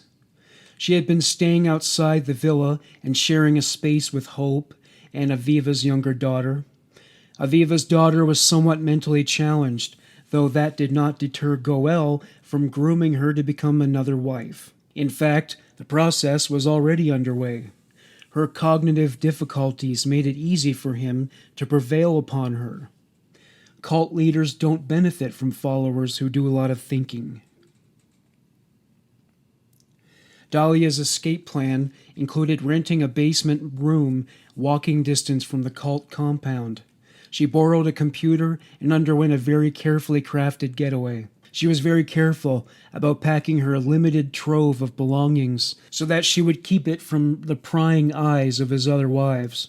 Some of them were still breathing down her neck to ensure she did nothing but obey his every stricture, so she could not afford to be a cavalier. Not yet, anyway. Unfortunately, she was unable to pack Goel Ratzon in a body bag at that time. To ensure Goel and/or the other wives wouldn't be able to force her back into the cult, she did what he would have characterized as the unthinkable, the unforgivable sin, according to the gospel of Goel Ratzon. She became romantically and sexually involved with another man. When it came to that secret, her mouth was welded shut, but there were some giveaways that suggested that she had designs on appealing to other males. She was now shaving her legs smooth. That's all it really took for Goel and his harem to suspect that, from a moral standpoint, one of them was on a level with a common street hooker. Gossip was on the boil, and she knew it. She decided it was time to escape. One day, after her shift, Dahlia left for her new home. When Goel learned of her defection, He was apoplectic. He declared to all the wives that she was a drug user and forbade Chandra and her sisters from contacting her again. Hope's sister Leah did not express a wish to leave, but she wanted to remove the tattoos. She asked Goel in 2009 if he would give his blessing to undergo the procedure. He did, but not without compensation to him. It wasn't monetary. She was to perform a sexual act before him that she found utterly demeaning and humiliating. After all, she was made to perform it in front of the entire commune. He wasn't about to allow her to have dignity, not on his watch. One day Hope was out running errands for Goel, heading to Naomi's home to do so. Naomi's sunny disposition and enigmatic smile was unexpected. Goel certainly hadn't done much to make Naomi happy. This aroused Hope's curiosity. Hope was dispatched to Naomi's house to inquire about Naomi's help in securing a loan so Goel could indulge himself. Goel had been badgering Hope about it, so finally she went to Naomi's to get his parasitic ass off her back. Naomi had assurances for Hope. She said, "Goel won't pester you for much longer." Their friend Beth was present, and she asked Naomi to elaborate, but Naomi remained tight-lipped. All she would say was that Goel was beyond redemption and a downward spiral awaited him. This offered no real clarification for Hope. She had been instructed by Goel to keep tabs on Naomi, as he suspected she was fixing to betray him. Naomi was taking a serious risk by doing so. He was fully prepared to have her beaten or even to throw acid in her face. Though not as common in Israel, women are frequently punished by vindictive men in the Middle East by having acid thrown in their faces. The impact is both disturbing and permanent, as they are left disfigured for life. Even if they had access to plastic surgery, there is little to no chance that their facial features can ever be fully restored. No man will marry them, and their worth as human beings, which is already perceived as being exiguous, is whittled down to nothing. If you're not convinced that Goel Ratzon is a human monster by now, consider that he was on the verge of doing this to one of his wives. Naomi was no stranger to this fact, so she was very careful not to divulge any information that would lead to her persecution by Ratzon. Hope was still loyal to Goel, but as far as loving him as a wife, her feelings were more mixed now. He was as demanding as ever, both in the financial and personal spheres. There was never any real benefit for her in indulging him, and that hadn't changed recently. Though she still felt they were destined to remain together, she had learned to refuse some of his demands, especially when it came to money. She went deeply into debt to buy him things, and she would remind him that she was still paying it all off. Obviously, he neglected to mention that the scriptures take an anti-usury stance. Shabbat.org is an information resource about Jewish culture and religious regulations. A quote by the site regarding the borrowing and lending of money by Jews. In numerous places, the Torah, the Hebrew Bible, prohibits a Jew from borrowing, lending, or being a party to a transaction that involves charging another Jew interest. Of course, Goel Ratzon felt that this law didn't apply to him. He was a renegade, which is why he was not counted among the respected Torah and Kabbalah scholars in the country. She also began to refuse him when it came to disciplining other wives. He didn't expect that. The unexpected was about to bring his world crashing down. January 12th, 2010. Audrey was waiting for a bus.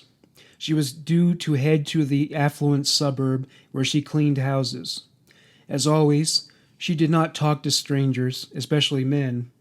She kept her head down as Goel instructed. Suddenly, an ID card was placed before her field of vision.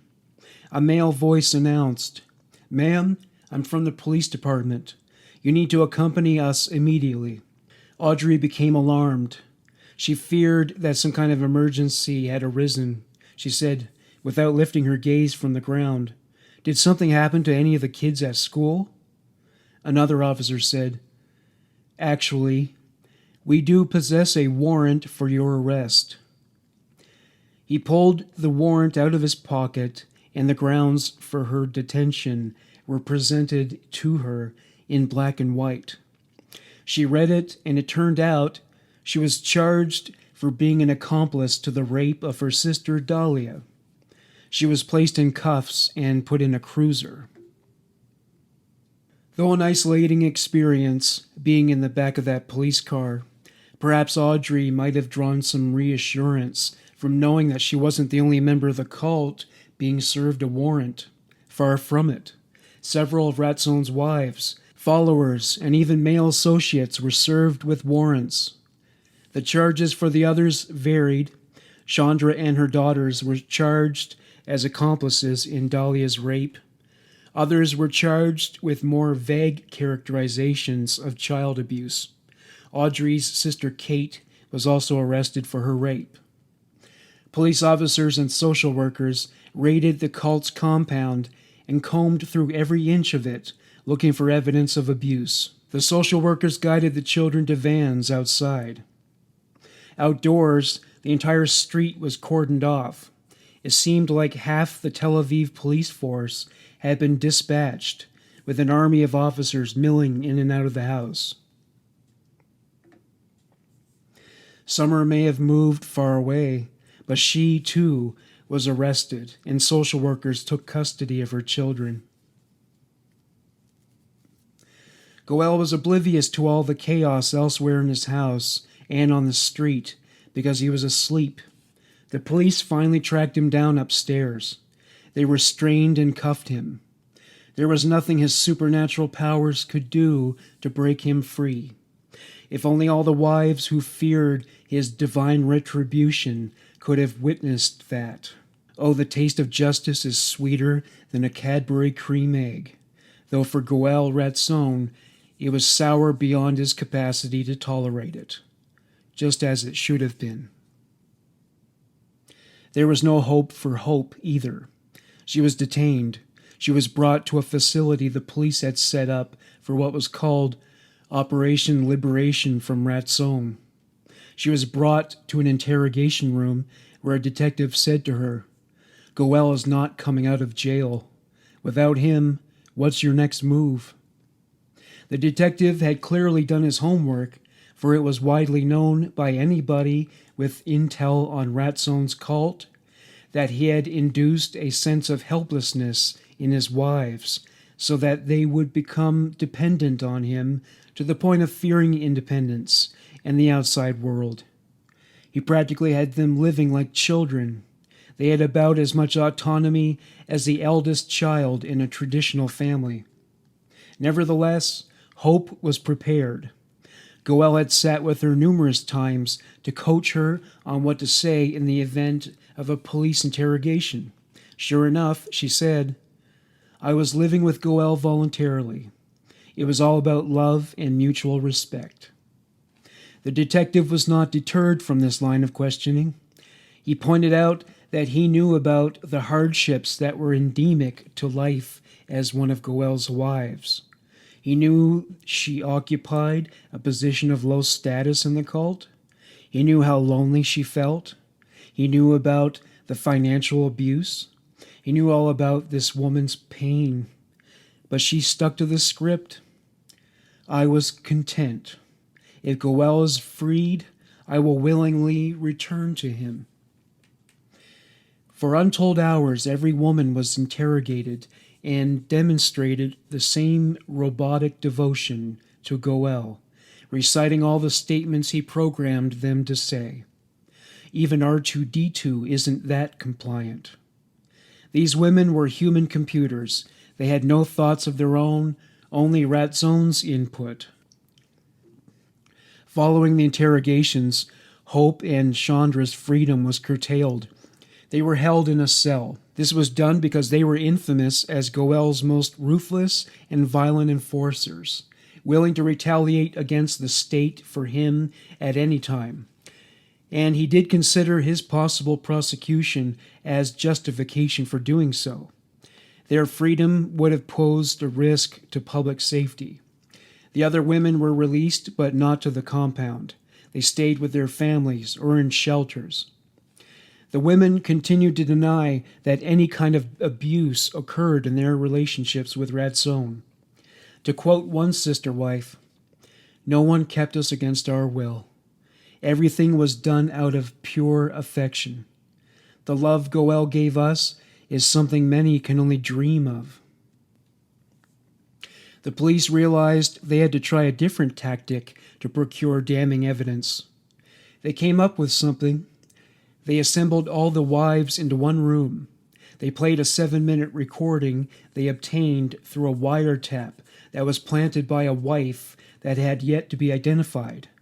They heard Goel say, "Did you enjoy me?"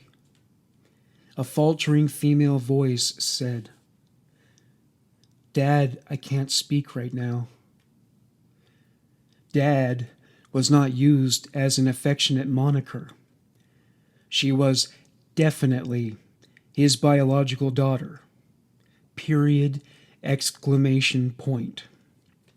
The wives were not convinced. They said things like, "This is fabricated. Those tapes are doctored. This can't be real." Disbelief is a natural reaction when you find out a man raped his own daughter, whether you think the allegation has its basis in truth or not. Soon, some of the wives grew quiet as their suspicions were confirmed. All the wives in their compound knew that not only had Goel had sex with minors, some of them had been those minors at one time, after all, but it was common knowledge that he had fornicated with 3 of his daughters. When it came to society's laws, moral code, and the expectation of all of Israel's citizens to abide by them, he considered himself divinely exceptional and entitled to do as he pleased. As a self-appointed chosen one, he considered himself sui generis among all of those who refrained from running afoul of the law for fear of legal prosecution, not to mention social condemnation and banishment. He was now reminded that he was no more immune to those consequences than anyone else. This moment was tragic and pivotal as far as their perception of Goel Ratzon was concerned. He was not a divinely empowered spiritual guru whose love for them brought them prosperity and blessings. They also faced no curses or spells in the event of their defection. All his talk about how morally superior, loving, and protective he was turned out to be a facade, a lie. They didn't benefit from being his wife and mothering his children. He was just a predator, a pervert, a con man who exploited them for their earnings, their credit, their sexual consent, which they gave only because they feared the consequences if it wasn't given. They had given so much to him and gotten nothing in return, except for their children. If he had granted them the right to have his children, otherwise their lives had been dedicated to feeding his ego. When they kissed his feet, he had them right where he wanted them, at the bottom looking up at him. He viewed them as inferior, and he wanted to see what he considered to be the evidence before his eyes. This man, who fancied himself a king, even treated his own children like peasants, underfeeding them and making them kiss his feet. Goel Ratzon loved and cared about nobody but himself. And it was becoming clear to these women now. The women admitted they had had suspicions about the incest for some time. Other details discussed in the recording pertain to ovulation cycles. The women recalled having similar conversations with him. The women began to shed tears as the reality of how diabolical Ratzon really was became clear. The other recordings were reportedly just as disturbing, but the content has not been made publicly available. The sister wives declared their willingness to cooperate with the investigation. Goel Ratzon's 4-year trial focused on the charges of human trafficking, slavery, sex offenses, and fraud. He was found not guilty of human trafficking and slavery, a verdict that was highly controversial, especially among the victims. He was found guilty on most of the other charges. October 22, 2014. Goel Ratzon was sentenced to 30 years in prison without the possibility of parole. This was decided by a panel of 3 judges. Ratzon admitted to having sexual relations with his own daughters, insisting that the relationships were consensual. One of his sons reported that Goel expressed sexual interest in him due to his appealing physical appearance. His son was concerned that his younger sister would experience the same fate. He took her to a homeless shelter. He and other Ratzon offspring referred to their father as the devil. After so many years of being pampered and worshipped, prison was a culture shock for Goel Ratzon, to say the least. He came across as disoriented and adrift, often observed muttering to himself. He was kept in solitary confinement since other inmates were aware of his sexual abuse of his daughters and other minors, and he was assaulted on one occasion. His only visitors were his attorney and his eldest son. Speaking of the events that had just transpired in his life, he said, "I have been punished. What can I do? Empires rise and fall. Every beginning has its end. At the very least, within these prison walls, I find peace from the women. My wives have betrayed me, served me a bitter stew, and now it is over. It sure is." Thank you for listening to Human Monsters. Bye for now.